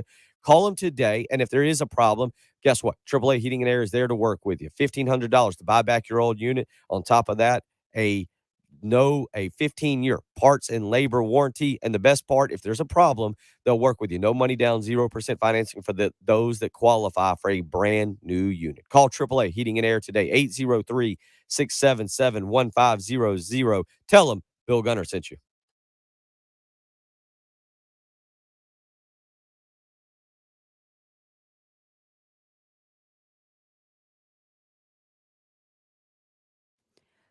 From the Shepherd's Glass Traffic Center,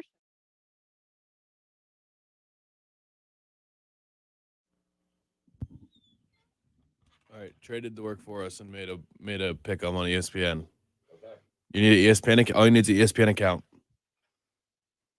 I will track that down today because I've got it, but I have to figure out which login I have. Yeah, just reset the password. That's what I have to do every single time.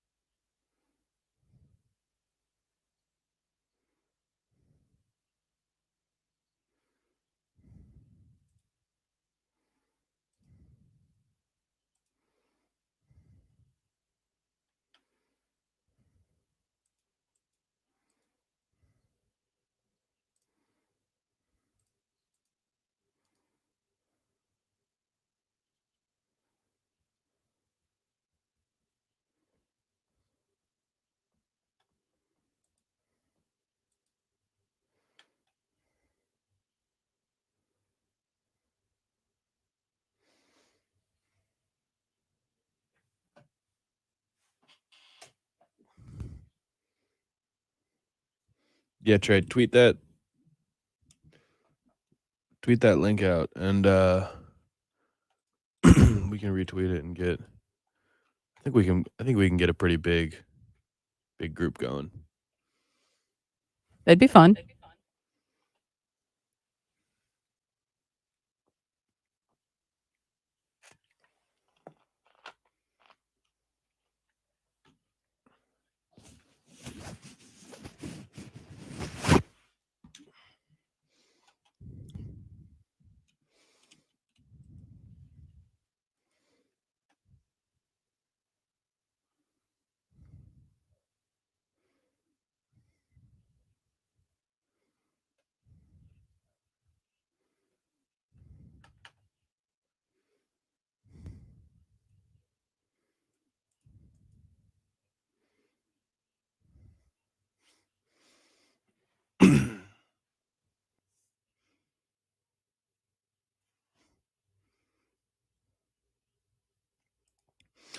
Yeah, Chuck. I mean, look, it started out 0-3 for me. I was 0-3. Thus, Bill was 3-0.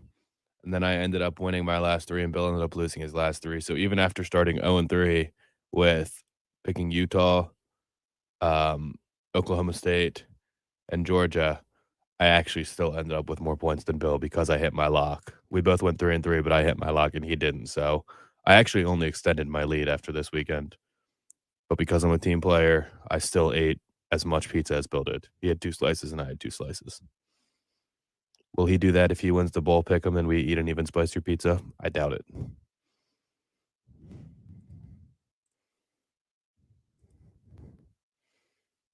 And Brian took it easy on him.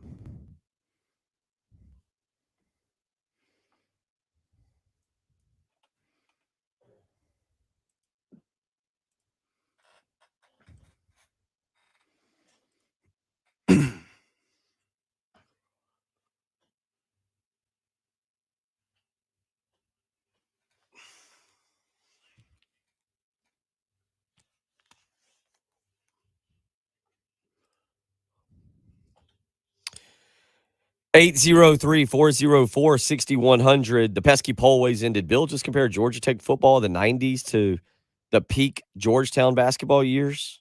Nebraska football is a good comparison, Patrick, but I would say Miami football is the better comparison, given you had either loved Georgetown or hated them, and they were accused of playing dirty.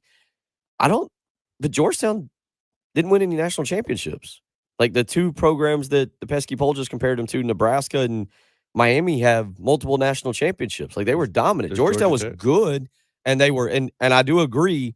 If you're going from that standpoint of like polarizing, yeah, they were polarizing. That was Georgetown in the 80s and the early 90s, I guess, maybe even the late 90s under John Thompson was a polarizing team. But in terms of success, I think it's fair. Georgetown was. I don't. Good question. It's a good question there. Not one we're going to chase down today. We'll also get into Upstate Ed asked, please explain why the bowl scheduled an 11:30 a.m. Thursday morning game. I'll explain that. South Carolina, North Carolina, Duke's Mayo Bowl, 11:30, December 30th. We'll talk about that. Hour 3 is next on the early game.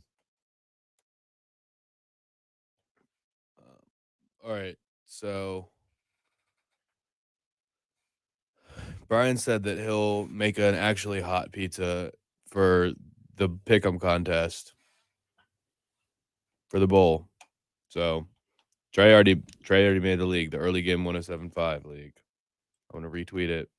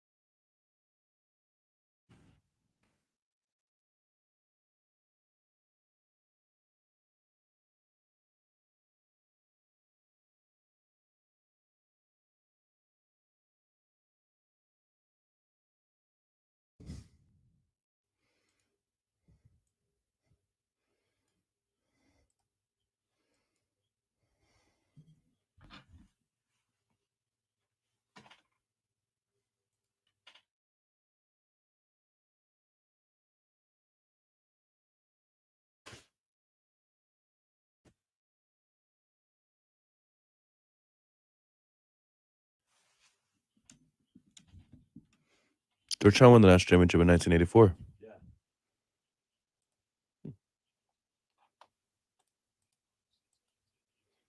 All right, I'm tweeting this thing out.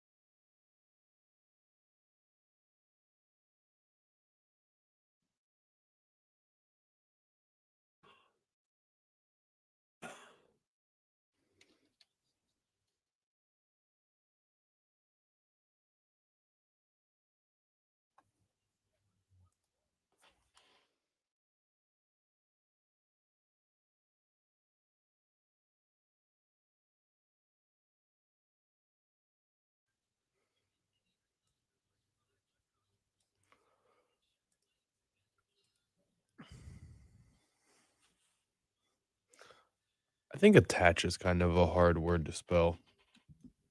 I always want to spell attach with a ATTATCH.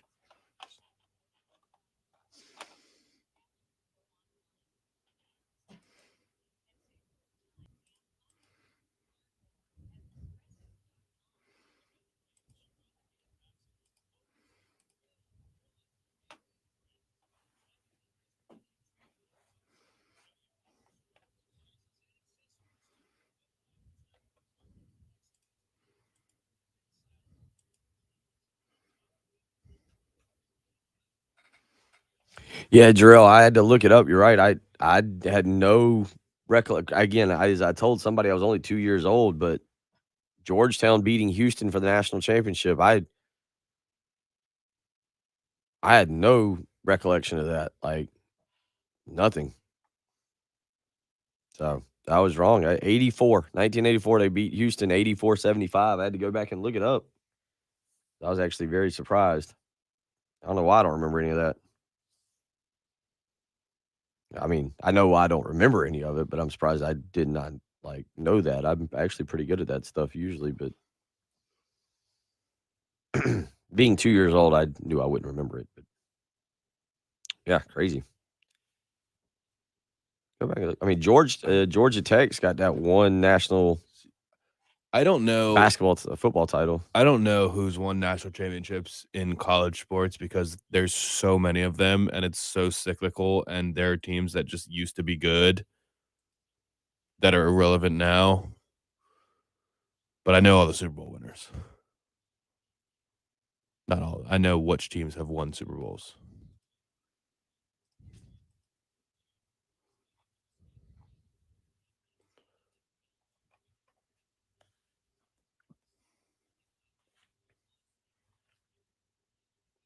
Also, a lot of teams claim national titles. Like Maryland claims the national title in football.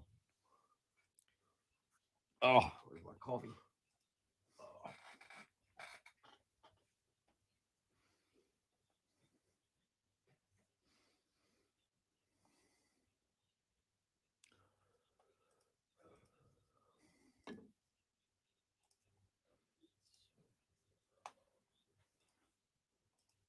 All right, I'm going to fill out these picks with my picks right now. I think I'm going to just gut call these things.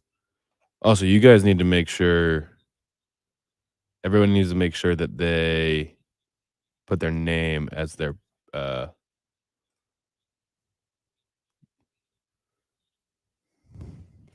Yeah, I just you can go did back in mine and change your username to your actual name. wonder if I can change that. Yeah, you should be able to just go to the settings bar when it shows like the main page, your win-loss record and all that stuff. Just hit settings and name your entry.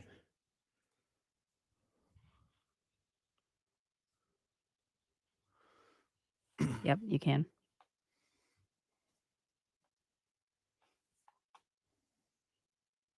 Are we going gut feel on these, or should we research? Get Toledo.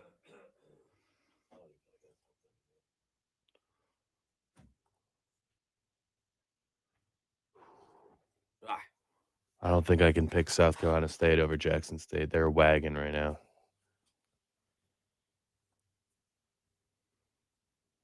Is Kalen DeBoer's not coaching for Fresno State, is he? I'm assuming.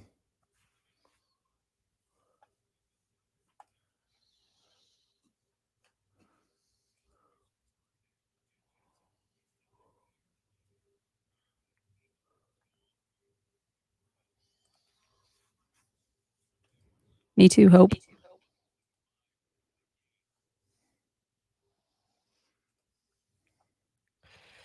Our number 3, the Monday morning edition after a loaded weekend, just absolute loaded weekend. Anonymous Raj weighing in. Yeah, all the things that happened. Anonymous Raj weighing in on the Cool Care Heating and Air text line where you can as well. 803-404-6100. He says, I didn't know Joe Brady got fired. South Carolina offensive coordinator. Yeah, Joe Brady fired yesterday. It was kind of lost in all of the news, obviously, with the college football playoff. Maybe locally it was really lost with all the college football playoff news. South Carolina announcing that they will go to the Duke's Mayo Bowl in Charlotte December 30th at 11:30 a.m. and play North Carolina. So you get a familiar opponent, which I can already tell will be a little bit of a polarizing subject for a week here is South Carolina fans, Patrick in particular, basically wanted anybody else. Yeah, it's okay to be happy that South Carolina's going to a bowl game and understand its accomplishments. It's also okay to say, hey, I would have liked to gone somewhere different and played a different opponent, but South Carolina will get. I would like to not be one of the teams that has to play at 11 o'clock in the morning. Well, and we'll get to that. Upstate Ed asked a question here. He said, why? Who does this? What crazy person? He didn't say all that. He just asked a question. He said, please explain why the bowl game scheduled 11:30 to Thursday. Remember, all bowl games, pretty much every bowl game is controlled by ESPN. The bowl season, I think the Sun Bowl, Patrick, if I'm correct, I don't know if you have the television list right in front of you. We got our bowl list, but I don't know if we have the television list right in front of us. I believe the Sun Bowl is a CBS Sports Bowl game, but remember, even the college football playoff is Say it right. The Tony the Tiger Sun Bowl. Sorry, Tony the Tiger Sun Bowl. Yeah, Miami and not sponsored by Frosted Flakes, sponsored by Tony the Tiger himself. But I think ESPN controls this. ESPN is the one that sets everything in motion on the bowl games. Quite honestly, from what I learned, I was unaware of this until the beginning of last week.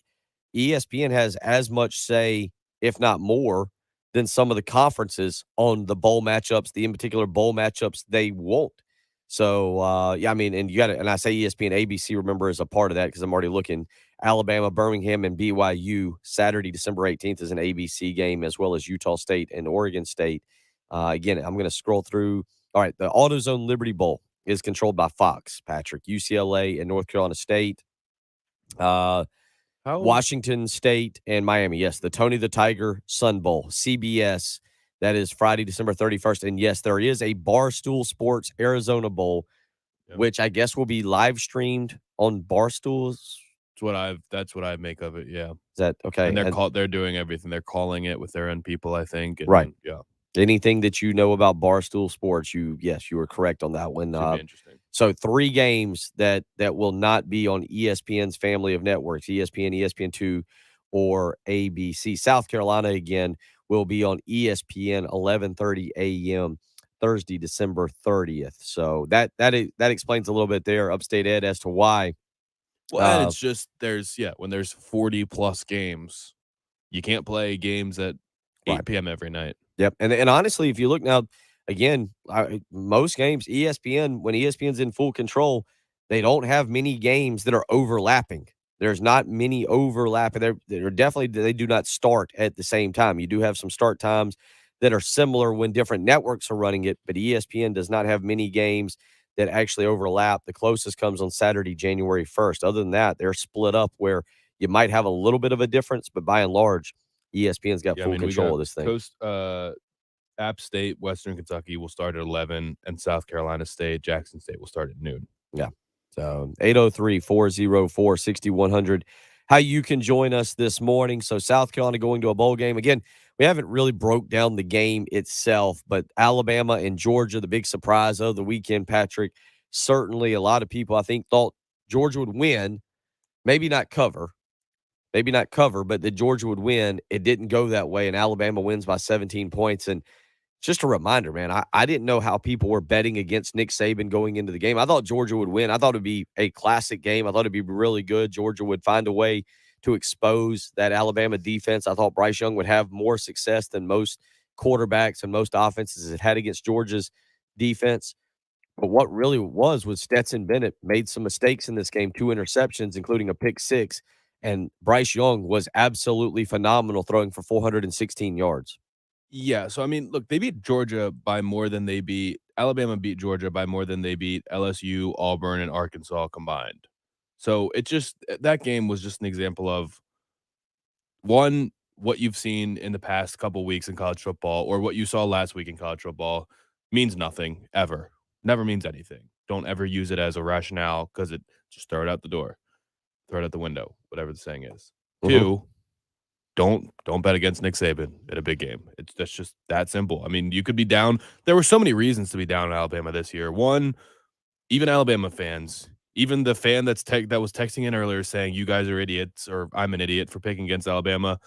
I scroll back and he's texted 5 times this year about how terrible Bill O'Brien is. Please, somebody take him off our hands. Looks like Bill O'Brien put together a pretty good game plan for the best defense in college football history, apparently. Quick passes, Jameson Williams just putting in position to be faster and better than everyone else on the field. I mean, he was ridiculous. He is ridiculous. He's going to be probably the first or second receiver taken this year because you just can't coach what he's got. It's insane to think about what Ohio State had on their depth chart last year. I mean, 4 potential first-round receivers, Garrett Wilson and Chris Olave will probably be first-rounders. Jameson Williams was in that mix. He'll be a first-rounder. And Jackson Smith and Jigba will probably be a first-rounder next year. It's absolutely ridiculous how much talent they had there at receiver. And Alabama's offensive line has not been great all year. But at the end of the day, they're still 5 stars. They're still all 5 stars. They're still big, talented, strong guys. And you put them in position.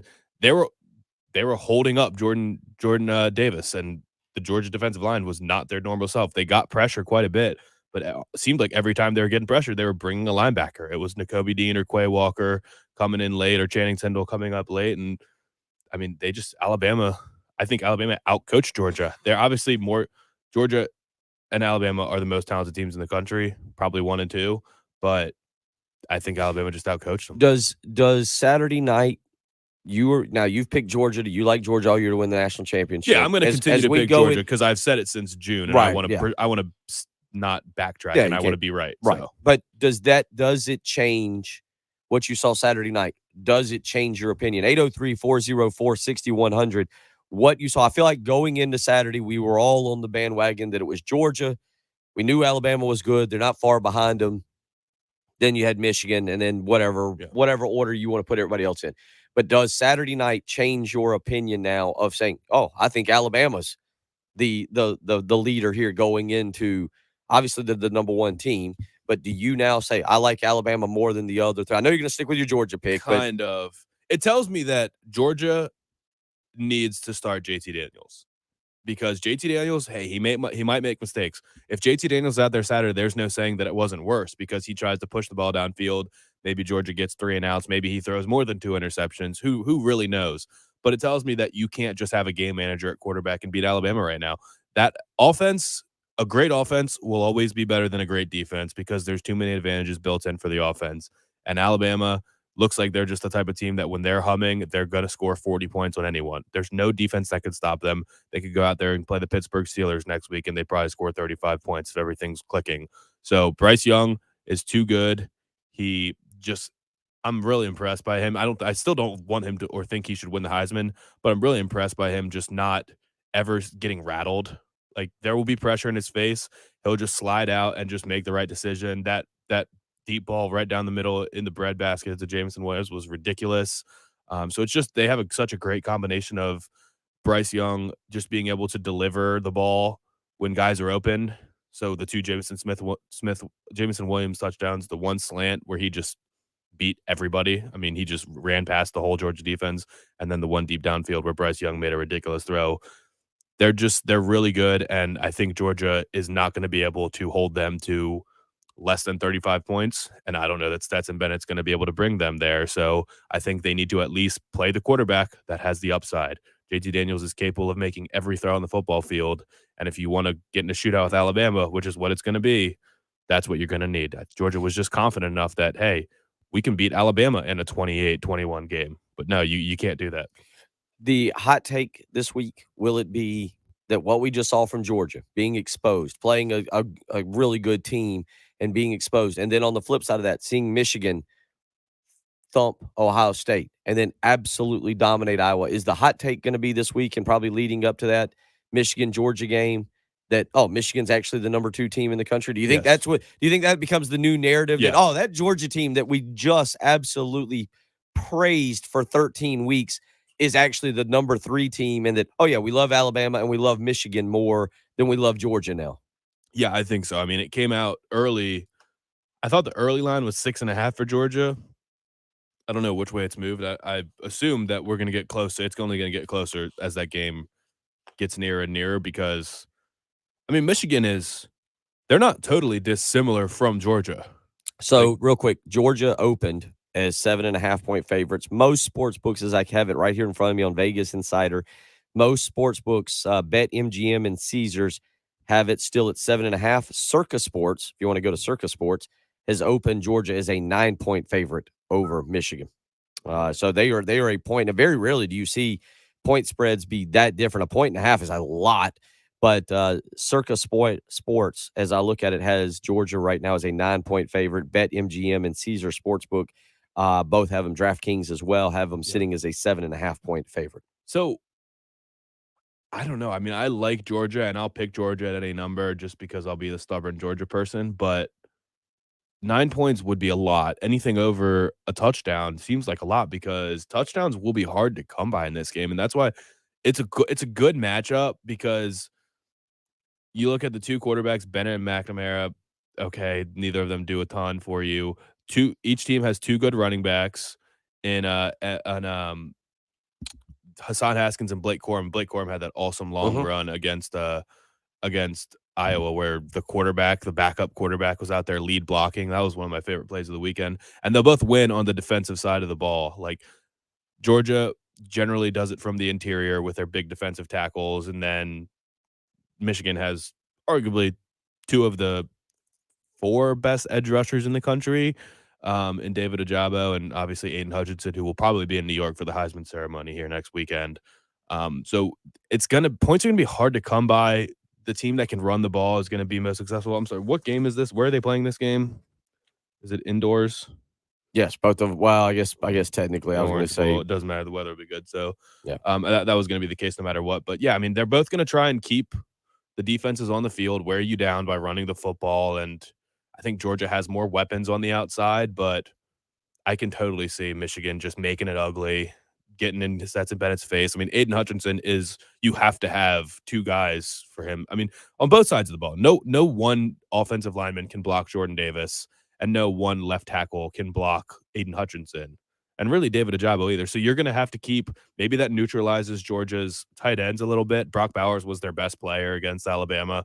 Maybe he doesn't have the opportunity to run free like he has been. Maybe he's got to stay in and block. Darnell Washington, the freak of nature that just jumped over that Alabama guy for the touchdown, 6'7" of him. Like, he's going to have to stand and block because these edge rushers are just too much. So whether they do something with the quick passing game just to make sure that you can't do you can neutralize the 2 edge rushers, or whether it's keeping the tight ends in the block, either way, it bodes well for Michigan. Steve-O weighs in. He says Saban was sandbagging the whole year. He's always done that. Clemson did it as well at times. Great teams can hold back until it becomes necessary to go full throttle. Raj weighs in and says, I hope Alabama destroys Cincinnati. And Jay says Alabama crushes Cincinnati. Michigan beats Georgia by 3. Alabama, unfortunately, will beat Michigan for the title by 10. Well, he was not sandbagging. There's no way he sandbagged the A&M game, because after Jimbo said we're going to beat Alabama, or got caught saying that they were going to beat Alabama at the Aggies club or whatever it is meeting, there's no way Saban didn't want to go out there and destroy him. 803-404-6100. Let's get out to the Love Shed phone lines. KC is up first this morning. KC, how you doing? What's on your mind? Amazed at how many people thought Georgia was going to beat Alabama. Why are you amazed? And I can see why. Yeah, exactly. Because okay, Georgia has a good defense. Great defense. All right, Had. but it's not like it's Matthew Stafford back there quarterbacking along with that defense. We knew that it was going to come down to a quarterback game. Quarterbacks win you the game, just like when Alabama was struggling against Auburn. Alabama defense was struggling that day, but their quarterback won that game. Put it in a situation where the defense can win as well in overtime. Georgia has a good team. It's not like they loaded with running backs how it was a couple years ago. It's the same Georgia. It's like the Georgia team that couldn't get over Steve Spurrier and the Gators back in the day. That had all the top 5-star recruits. But Georgia is a good team, and I think we're gonna get a good matchup again in the national championship with Georgia and Alabama. And you gotta look at Alabama now. I don't think that running back was 100% going into that game against Georgia. But I wish we could get Michigan versus. I wish everything's set up for Georgia and Alabama to play again, and I think Georgia's gonna play real good against Michigan. If Michigan keep up with that circus playbook they got, that's not gonna work against Georgia. And that's all I got to say. I'm just real surprised at the people who thought Georgia was going to beat Alabama, where Georgia don't really know who their quarterback is for the last 2 seasons. So Kirby Smart just can't get it together which quarterback that's going to take over the program. And the best quarterback they recruited transferred to Ohio State a couple of years ago. So that's all I got to say. Appreciate the phone call, Casey. Let's stay on the Love Chevy phone lines here and get back out. Ray is up next with thoughts on the Alabama-Georgia game as well, South Carolina's bowl game. How you doing this morning, Ray? Oh, doing really good. Yeah, watched that game, and man, when that second quarter started, it was like Alabama put it into a different gear. And the one thing that really surprised me, it didn't surprise me what Alabama did. It surprised me more what Georgia didn't do. A lot of the times they were just rushing 3 and 4 guys. And I mean, there were several times in the quarterback for Bama. I can't think the kid's name. He's probably won the Heisman, of course. But he had all day back there for the most part. I mean, you didn't see a whole lot of blitzes. You didn't, as old Muschamp would say, you didn't see many exotic blitzes or gap integrity or any of that stuff. And there were times, and you can see the Georgia linemen, I don't want to say they quit, but they just realized we can't get to him. And I didn't think they really they realized they couldn't get to him with just 3 or 4 guys. And I think I was really surprised the defensive coaches of Georgia didn't realize how things were turning in that second quarter and didn't try to do something. And I'm sure they try to do something, but you got to give Alabama all the credit in the world. And back to my Gamecocks, I'm excited about going to Charlotte. I know we thought, well, we've been to Charlotte a few times. It's been dull. We haven't won the last couple of times, but I mean, Jesus, it makes the most sense. It pays the most of any bowl we could have went to, and it's in our own backyard. So, I mean, I'll wake up that morning, 7:30, I'll hit 77. I'll be up there an hour and 45 minutes, and I'll enjoy the game and come right back. So I think we're going to have a good turnout, and I do hope that Shane Beamer and Satterfield get us a good offensive game plan. I'm sure they're working on it, but that's what I got to say. But thanks, guys. Appreciate the phone call, 803-404-6100. We will get into those takes when we return. Plenty to get into is there. Yeah, Patrick, the Georgia quarterback situation, certainly an interesting one. You brought up multiple times playing JT Daniels, and Casey brought up that, and we'll talk about that as well as what Ray just brought up there, going up the road, just about an hour and a half up the road to Charlotte for South Carolina to take on North Carolina. A lot to get into here as we continue to roll along. If you want to join us, 803-404-6100. You're listening to the early game on 107.5 The Game.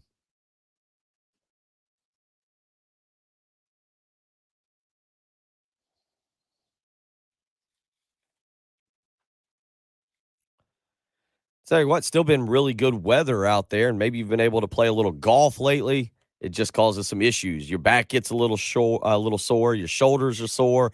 You need some chiropractic work done. You need to be loosened up. That's where Dr. Pate and Dr. Roman Cooper come in. Our good buddy Chuck on the Buford Lending live stream always goes and sees the great doctors, Dr. Pate Cooper, Dr. Roman Cooper, each and every day to get a little work done in himself. You can do the same. Try the natural approach before you try the surgical approach. And Dr. Pate Cooper, Dr. Roman Cooper, each with 20 years of experience in the industry, are ready to help you get back to living the life you want with Casey Chiropractic Center. 803 796 2424. You can pay as you go. They're not going to run you through the ringer with some exotic plan, whether it's both financial or through workouts. Casey Chiropractic Center is helping people with upfront pricing, no gimmicks or no hidden fees. They don't engage in high pressure sales or scare tactics. Casey Chiropractic Center is working to get people back up and moving the way they should. Research has proven spinal decompression has excellent long-term effectiveness even 4 years later. So if you've been sore recently, you need some work done in your back, call Dr. Pate Cooper, Dr. Roman Cooper, 803 796 2424. I can tell you what, the motto over there is getting people out of pain. And with Dr. Pate Cooper and Dr. Roman Cooper, Casey Chiropractic, that's exactly what they're going to do for you. 803 796 2424.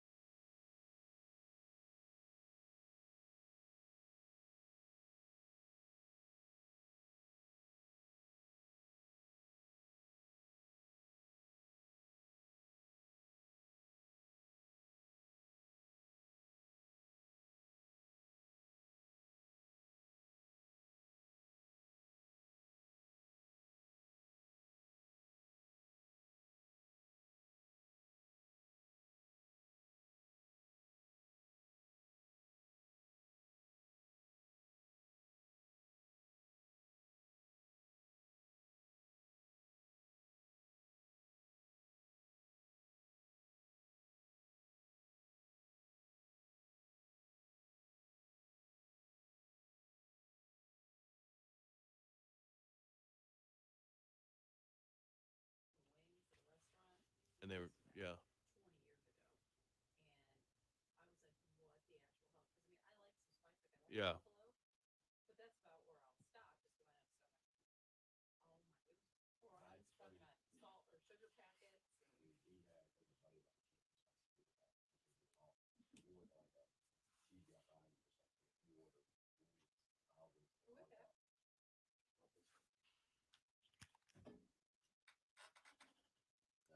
No, we're not bad.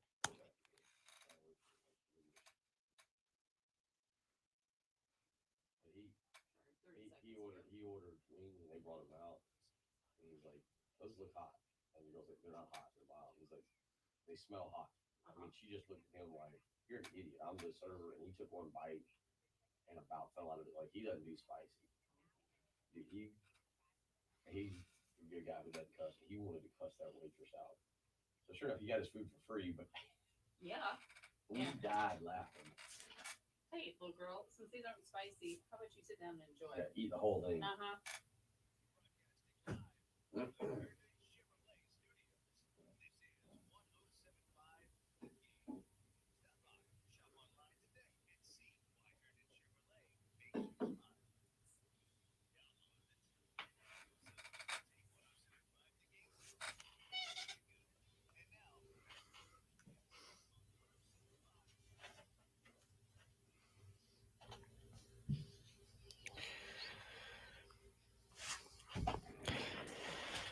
Eight 803-404-6100. That's how you can join us this morning. You can also go to Ticketmaster.com and purchase yourself some tickets to Trans-Siberian Orchestra. Wednesday night, this week, Wednesday night, December 8th, Colonial Life Arena. A portion of each ticket sold will benefit Family Promise of the Midlands, a charity aiming to help families experiencing homelessness in their quest to achieve sustainable independence. I'll be there. I'm going to Trans-Siberian Orchestra on Wednesday night. I look forward to it. I've never been. I've heard you've got to go at least one time. I am already in the Christmas spirit. Played a bunch of Christmas music over the weekend. As a matter of fact, as the game got out of hand, Patrick, on Saturday afternoon, I went away from listening to the broadcast and we were just playing Christmas music during the third and the fourth quarter of the Alabama-Georgia game. Had the doors open. It was a beautiful night. They actually had some fireworks on Lake Murray. The Lake Murray, I don't know, whatever commission or council, I don't know, whatever the Lake Murray folks are. They had a Christmas boat parade and then had a nice little firework display out over the Lexington beach side of the dam. It was actually pretty cool. So I'm in the holiday spirit. I will be at Trans-Siberian Orchestra Wednesday night at Colonial Life Arena. You can go as well. Ticketmaster.com is where you can go and purchase your tickets. Again, a portion of the proceeds will benefit Family Promise of the Midlands, a charity aiming to help families experiencing homelessness in their quest to achieve sustainable independence. 803-404-6100. Real quick, and then let's go back into the real quick. We'll touch on something, then go back toward the Georgia-Alabama game. A couple people have asked us, Patrick, yesterday, the news, Joe Brady being let go by the Carolina Panthers. A couple people asking on the Buford Lending live stream if Joe Brady would be a candidate for South Carolina. Patrick, I think it's interesting. Joe Brady builds up Ed Orgeron with that incredible offense. Joe Burrow and those wide receivers, both of them unemployed now. Both Ed Orgeron, Joe Brady. Ed Orgeron seems like he's the happier of the two to be unemployed. But that shining star that was Joe Brady, I feel like it's very diminished now. It'll be interesting to see what he does. But the word that I'd always heard on Joe Brady is he fancies himself an NFL guy. He doesn't see himself as a college guy. He thinks his offense is an NFL offense. He didn't really care for recruiting. I think he wants to stay in the NFL. I don't see Joe Brady. I really don't think he'll be the offensive coordinator at South Carolina. I'm not even really going to track that one that much over the coming weeks. But the bottom line is, I don't. Do you see Joe Brady being interested in coming back to college? You're a little bit more familiar with his Saints and LSU roots. I mean, he's not going to probably have an option to go be an OC in the NFL right now. So as much as he probably doesn't want to go to college, I'm sure Bill O'Brien doesn't want to be an assistant coach in college football right now. But the NFL jobs aren't going to be out there for him right now, just like they won't be for Joe Brady. So, I mean, if he wants to make a lot of money, the best move for him might be to come back to college. He can probably make $2 million as a coordinator somewhere. He would be one of the most sought-after offensive coordinators in the country. I'm sure if Alabama kicks Bill O'Brien to the curb next year, they would love to have Joe Brady. I don't know if LSU is going to be a fit for him. I don't know if Brian Kelly wants to do his own thing and doesn't want Joe Brady in the room messing with that. But there will be plenty of teams that would be interested in bringing Joe Brady back to college. One bad year doesn't negate one incredible year. And yes, he had incredible wide receivers, but he elevated everyone on that LSU team. Joe Burrow was on the team the year before and wasn't very good, and then came back and was the best quarterback in college football history. I've So- seen this. Can you answer this? You're a little bit more knowledgeable on LSU and the inner workings of that. CB weighs in on the Cool Care Heating and Air text line and says Brady was not calling the plays. He wasn't at the LSU. primary play caller. Okay, He so wasn't that, the only play caller. but They- that actually They factors split, in when split you. play calling duties, yes. But But I mean, you have to factor that in when you talk about as an offensive coordinator and Yeah. and being what. they ran his offense. Right. Steve Ensminger was certainly involved, but they ran Joe Brady's offense, and just Steve Ensminger called some of the plays. But it wasn't like Steve Ensminger was the guy and Joe Brady just helped out. No, it was largely Joe Brady's offense. If you watched LSU in 2018 and 2019 when Steve Ensminger was running the offense versus when Joe Brady got involved, it was night and day. Yep. So So I wouldn't hold that too much against him, but the situational stuff is where he has issues. I do think that can kind of be learned too. I mean, that was the knock on Andy Reid for years. It's just he was a bad situational play caller, terrible at time management. Guys can fix that. It'll be interesting. As of again last night, Shane Beamer on his bowl press conference saying he expects all of his he expects all of his staff. We're focused more on the offensive staff, but he expects everybody to stay intact for the bowl game. Now, whether that is what happens or whether there is a change made or whether it happens after the bowl game, I think it's something you still continue to monitor. But the bottom line is I would be very, very surprised, Patrick, very surprised if Joe Brady, goes back to college. I just think he'll maybe stick around the NFL. He go doesn't back. like to recruit, or else said on live stream. Yeah. I heard Brady doesn't like. He does not like to recruit. Yeah. It's not his thing. Yeah, so I can see that, and we'll see. Maybe go and be a quarterback coach for someone or do whatever. I forget what Tom Herman's official role is right now in the NFL. He is in the NFL, and he's Might just be an analyst. yeah, he's with the Dallas Cowboys, but I'm not 100% sure. Or I thought he was with the Cowboys, but I'm not 100% sure of what exactly. No, I'm sorry. He's with the Chicago Bears, offensive analyst and special projects coach. He is with Jen's Chicago Bears. I'm sure Joe Brady will have a home in New Orleans if he wants to go back there. So 803-404-6100. One other thing, I think this broke after our show on Friday. Not a huge surprise. It was something I'd heard and kind of expected. Quinn Ewers enters the transfer portal. Very interesting. And some information coming out about his NIL deal that I saw that the NIL deal that he signed for $1 million. Now, he did get a truck. He did get, I forget what kind of truck it was. It was a $75,000 truck. I don't know what brand it was or couldn't tell you all the specifics of the truck. But one of the specifics I heard for the NIL deal is that he, to end up with all the money, the $1 million, he had to play a certain number of snaps by the end of his sophomore year. So it wasn't a $1 million NIL deal for 1 year. It was over the course of 2 years, and he had to play a certain number of snaps, kind of like an incentive-based contract you would have in the NFL. He doesn't feel like he's going to get that with C.J. Stroud still being there, and that's why he decides to transfer. We'll see where he ends up. I do think that he will at least listen to South Carolina. I'm not saying that he will come to South Carolina. There is a connection there with a good buddy of his, Landon Sampson, the wide receiver from South Lake Carroll, and I know that just like Spencer Rattler, they're going to go back home.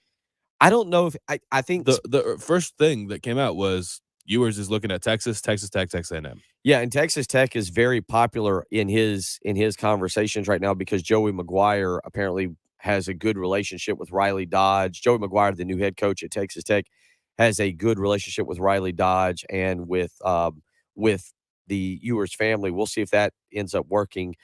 I think Quinn Ewers is different than Spencer Rattler, though. Quinn Ewers has got to prove himself at the college level.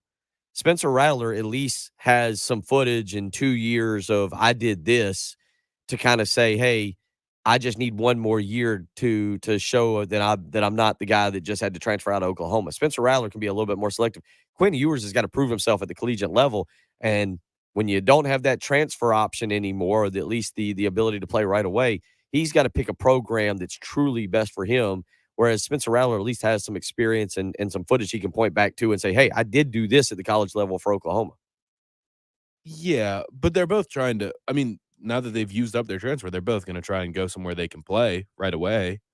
I mean, maybe Ewers doesn't go. Maybe he doesn't go to A&M because Haynes King is there and going to start for a couple years, and Zach Calzada is there, and he doesn't want to go in and compete with a couple guys. But I mean, Texas, I don't think Texas is going to have much competition for him. I don't think Texas Tech's going to have much competition for him. They're both looking to play. I mean, everybody that transfers is looking to play. So Ewers basically just can't be selective and say, I want to go to another great school. Like that's why I don't understand. I don't understand the Ohio State thing at all. I understand decommitting from Texas because the coach got fired that you committed to and you didn't know what the future was going to look like. Probably was a good call this year, but I mean, what are you doing going to a school with 3 5-stars on it? Maybe 4? I mean, Kyle McCord was a 5-star, CJ Stroud's a 5-star, he's a 5-star, there's another one, I think. What do you think was gonna happen? Did he just think that the sea was gonna part for him when he got there and everyone else was gonna leave? He thought he just by committing, Kyle McCord was gonna decommit, and then he would just have to compete with CJ Stroud, and he would have the advantage because he's the second highest quarterback recruit of all time? Like, what was the deal? I have heard, take it for what it's worth. It sour grapes after the fact, right? But I have heard that there was some promises made in recruiting. At the time, CJ Stroud was not a proven commodity. He was a high level recruit, but he had not had the year. What is it? What was the stat? Ohio State went into the year with a quarterback who had never thrown a collegiate pass. Yeah. Am I right on that? So at the end of the day, going in, there was still a lot of questions about CJ Stroud. You also had the NIL deal in place where you think, oh, I'm making a lot of money there. I'll go there. And from what I had heard from some people who are familiar with that situation, there were some promises that Ohio State had made to Quinn Ewers to go ahead and get him into the program. Obviously, it didn't work out. How much money he has been able to pocket out of that NIL deal will be very interesting. I have zero clue on that. But the bottom line is it sounds like it has gone poorly up there. He will be transferring out. I'm with you. I think the odds on favorite, there's 2 of them, Texas Tech and Texas. I don't think Texas A&M factors in. They got to figure out what they're going to do with Haynes King and Zach Calzada. That is probably the best option, though, because if he goes to A&M, that is the team that he can take to a national championship. Right. I'm with you on that, but we'll see what happens there. So, again, a lot happening with the portal over the weekend. It brings us back to the conversation, Patrick, on Georgia and quarterbacks. Brock Vandergriff is there on the roster. Gunnar Stockton's going in next year. JT Daniels is around right now, but Stetson Bennett was the starter on Saturday night. And Stetson's had a good year. You got to give him credit. The background story on Stetson Bennett is really good. I don't know if he necessarily lost him the game on Saturday night when your defense gives up 500 yards of total offense and, you get gouged on the back end the way they did. It's hard to blame the quarterback, but I think the question will be, can Stetson Bennett make the plays that Georgia needs to get past Michigan and then to overcome Alabama finally? Yeah, and I was thinking it during Casey's phone call. Maybe it is simpler than we make it. And you know what? The most important things in college football are having a great coach and a great quarterback. If it's as simple as, hey, this team has the better quarterback and they have the better coach, and it's not debatable on either side. Maybe it's just too much to say, hey, it doesn't matter. This team's got the greatest defense we've ever seen. This team's got a powerful offensive line and a strong running game. They've got a walk-on quarterback that everyone's rallied behind and doesn't make mistakes and can break the pocket a little bit and make a few plays with his feet. It doesn't matter. This team's got the greatest coach of all time, and they've got a probable Heisman winning quarterback. Why would you ever pick against them? So maybe that's a simple, and I'm going to factor that in going forward. Like Coastal, 9.5-point favorite against Northern Illinois. All right, well, they've got a better coach. They've got a better quarterback. I'm taking Coastal. Like that's probably how I'm going to operate. And I've been going down the list and thinking there's not necessarily another obvious one. Like Oklahoma versus Oregon. Oklahoma's a better quarterback. They don't really have a coach. So you really can't pick that one at this point. And like Pitt versus Michigan State. Pitt's got the better quarterback. Do they have the better coach? I don't really know. So I'm gonna be breaking that down because that is exactly the formula that Alabama used. They have a better quarterback. They have a better coach, and their quarterback made all the plays. Okay, made all of the plays. So I don't know if that'll happen again. I do think Georgia needs to go with the high upside play. JT Daniels can make every throw that Bryce Young can make. and Stetson Bennett is just more limited. And if they're going to push the ball downfield, maybe a couple more weeks or another month, George Pickens can get healthy and he can factor in even more because he got that one catch down the sideline that was big. But that was all he had. Jermaine Burton can win down the football field. Maybe you get Brock Bowers and Darnell Washington even more involved. And I just maybe JT Daniels can unlock something in this offense that Stetson Bennett can't. Even if Stetson Bennett's generally the guy that doesn't make mistakes, and the defense has to be better. If there is to be a rematch, the defense has to play better.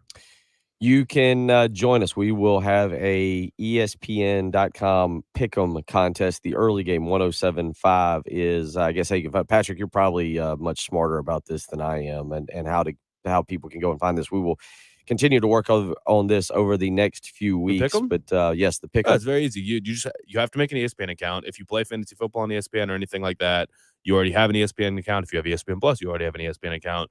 Just check our Twitters, all of our Twitters. We've all retweeted it.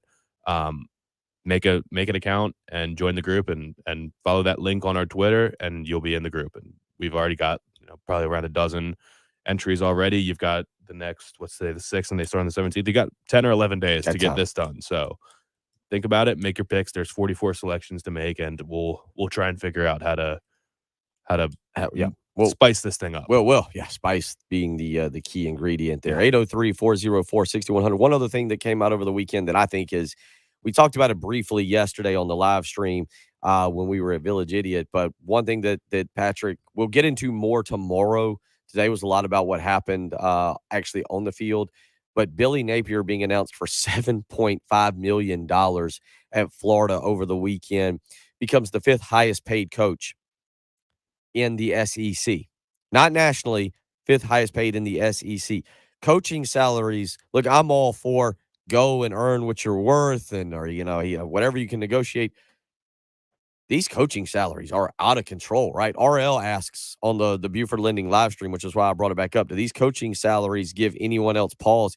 I don't know if it gives me pause. It's just interesting. I kind of started to wonder. The OU Insider website was all over the map all weekend, and it was hard to figure out what exactly they might be trying to say or insinuate. At one point, they basically were saying Dabo Swinney might be the guy at the forefront of the Oklahoma search. I did finally have to ask him. I was like, if Oklahoma decided to come in and say, hey, Dabo, we're going to pay you $12 million, could Clemson have matched $12 million for Dabo Swinney's? I'm starting to wonder, you see, when Billy Napier, who I don't know if is worth $7.5 million, we're going to find out. I mean, that's the good thing. No, he's not worth $7.5 million. He can bring them to a national championship and then earn himself a raise. But based off never coaching at the Power 5 level, you're not worth $7.5 million. None of these guys are worth what they're making, but that's just what it is. That's what it costs now. I mean, Brian Kelly, I think, correct me if I'm wrong, I believe Nick Saban is 3rd right now. Am I right on that? Probably. I think give him a raise, I think it's Fish. I think it's Kelly. I think it's Fisher. And then I think it's Saban. Lane Kiffin also getting in the mix this weekend with a $7.5 million. I think Lane Kiffin was actually 7.5. I think Napier is 7.2 or 7.123. Napier's never coached at this level, and he's making more than double what Beamer's making. Mm-hmm. More, substantially more than double. So I don't know. Is this going to reach a breaking point where it's, okay, well, your buyout is $60 million and we can't fire you because your buyout's $60 million. Is that going to stop schools now? I mean, it has stopped some schools, but if Brian Kelly hasn't broken 500 in 3 years at LSU, are they going to pay him $50 million? We'll see.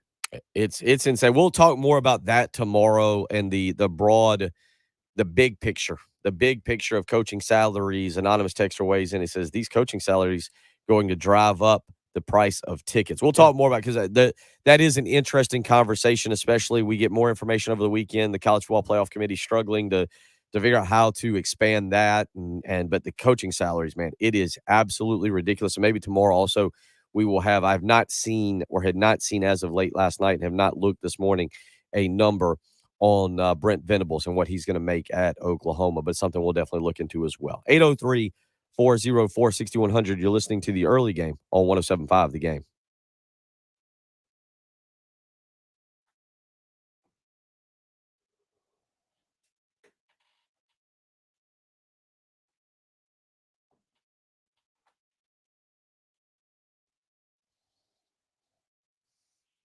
Well, I reckon if you're making $7.5 million or you're making Brian Kelly type money or Lincoln Riley type money, maybe you're not as worried about your current house payments. Maybe you're just paying for it in cash. But if you're not doing that and you got a monthly mortgage payment, the refinancing opportunities that Benji Getsy and Buford Lending are offering now, they're saving their clients $300 to $500 per month. And if you've recently purchased your home in the last 3 or 4 years and have PMI mortgage insurance, now is the time to refinance and take advantage of your increased equity and the record rates. You never know how much money you can save or what you might get back until you call Buford Lending and Benji Getsy, 843-524-2404. As Benji likes to ask, don't or why would you call Wall Street? The rates are better on Bay Street. Give Benji and his team a chance to earn your business today.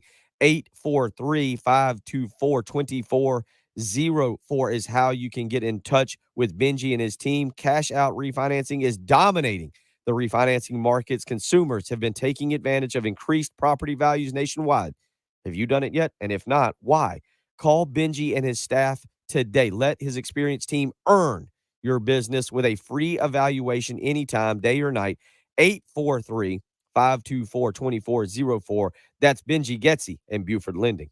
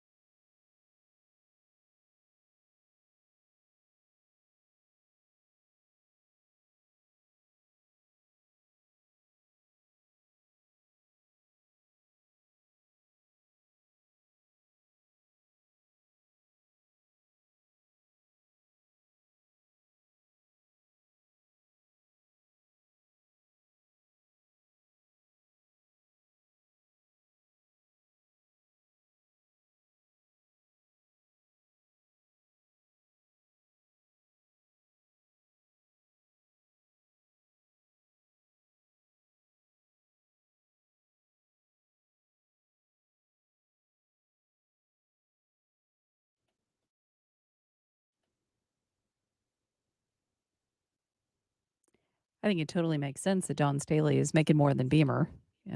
She's pretty established now. A little bit of success, maybe a lot.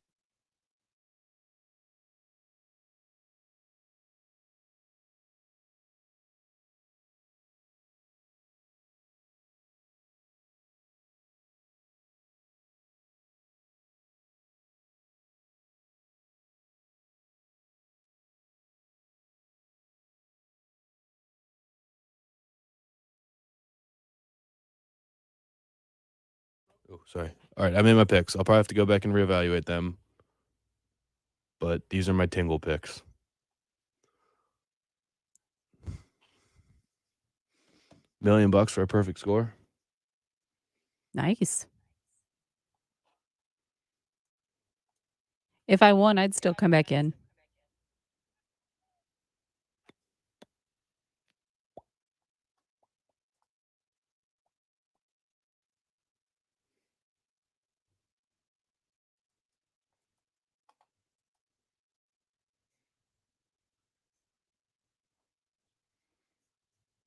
Yeah, I'm gonna have to go back and reevaluate in a couple days. I don't want to overreact to people opting out though, and I picked games that I have no idea about. Was it Tulsa Old Dominion? Yeah, I don't know how to pick that game right now.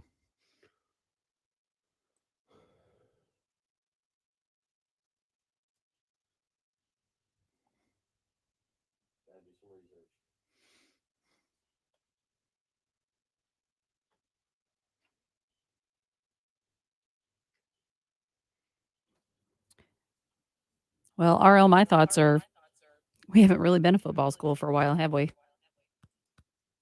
Yeah, I mean, some of the ridiculous jump has been the need to make an offer you can't refuse, and that's what LSU did to Brian Kelly. It's what Lincoln Riley did, or Southern Cal did to Lincoln Riley. one person just making an outrageous offer will skew the whole landscape.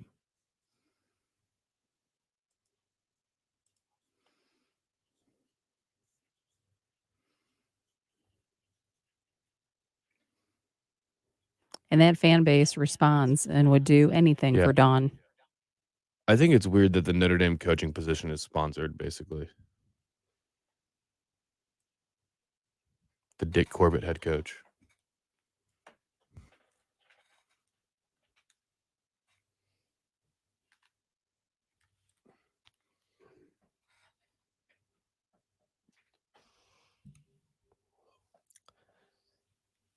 Final minute of the program. Let's get out to the Love Chevy phone line. Scott has the last word on Joe Brady. Scott, how you doing this morning? What's on your mind? Good morning. Is anybody up in Charlotte talking to that man? Is anybody up there talking to him? From Yes. South Carolina, presumably. Yes. Not yet, but we both agree. I don't think Joe Brady wants to come back to college. He's an NFL guy, and I think he'll get a chance. I don't know if it'll be offensive coordinator this year, but Patrick, you don't think it'll be offensive coordinator, but you expect him. You're like me. You expect him to try and stay in the NFL, right? Yeah, most likely. I mean, I could see him taking a $2 million offer to come be an assistant in college, but it's not going to be at South Carolina. I mean, South Carolina is not going to pay him enough. They're not going to pay him what Shane Beamer's making. Would it be crazy if Tony Elliott leaves and Clemson said, Joe, we'll give you $2.2 million, come coordinate our offense in college? I could see it happening. Clemson should do it. We should do it. Oh, we can't. I mean, we can't afford him. Well, and appreciate the phone call, Scott. I agree. The only other thing is if Joe Brady comes in and is running the same complicated offense that we said South Carolina couldn't run this year with what South Carolina's got, I'm not sure why you would expect the results. Maybe he's a better teacher of it and whatnot. I think South Carolina should make an effort to speak to him and see what he would be interested in. If you would be at least be interested. Yeah, I but can't blame but him. they're not going to get him. Don't get your hopes up. You at least kick the tires on it. 803-404-6100. You can weigh on that throughout the day with Pearson and Preston from 12 to 1, Jay, Tommy from 1 to 4, and Heath Klein. I'm sure he'll be all over at 4 to 7 p.m. this afternoon. We have had a fun weekend. We're going to take a 21-hour break now. Well, Patrick goes back to work later, but we will do it all again tomorrow. Jen, glad you're feeling better. Congratulations Thanks, to sir. Brent Venables. He looks good in red. He looks happy. Yeah, he looks happier than he's ever looked. Money will do that to you. You've been listening to the early game, 107.5 The Game.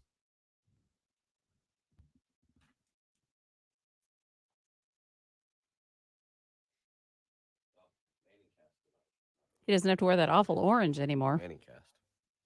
I will probably be asleep, or I will definitely be in bed by 7:30.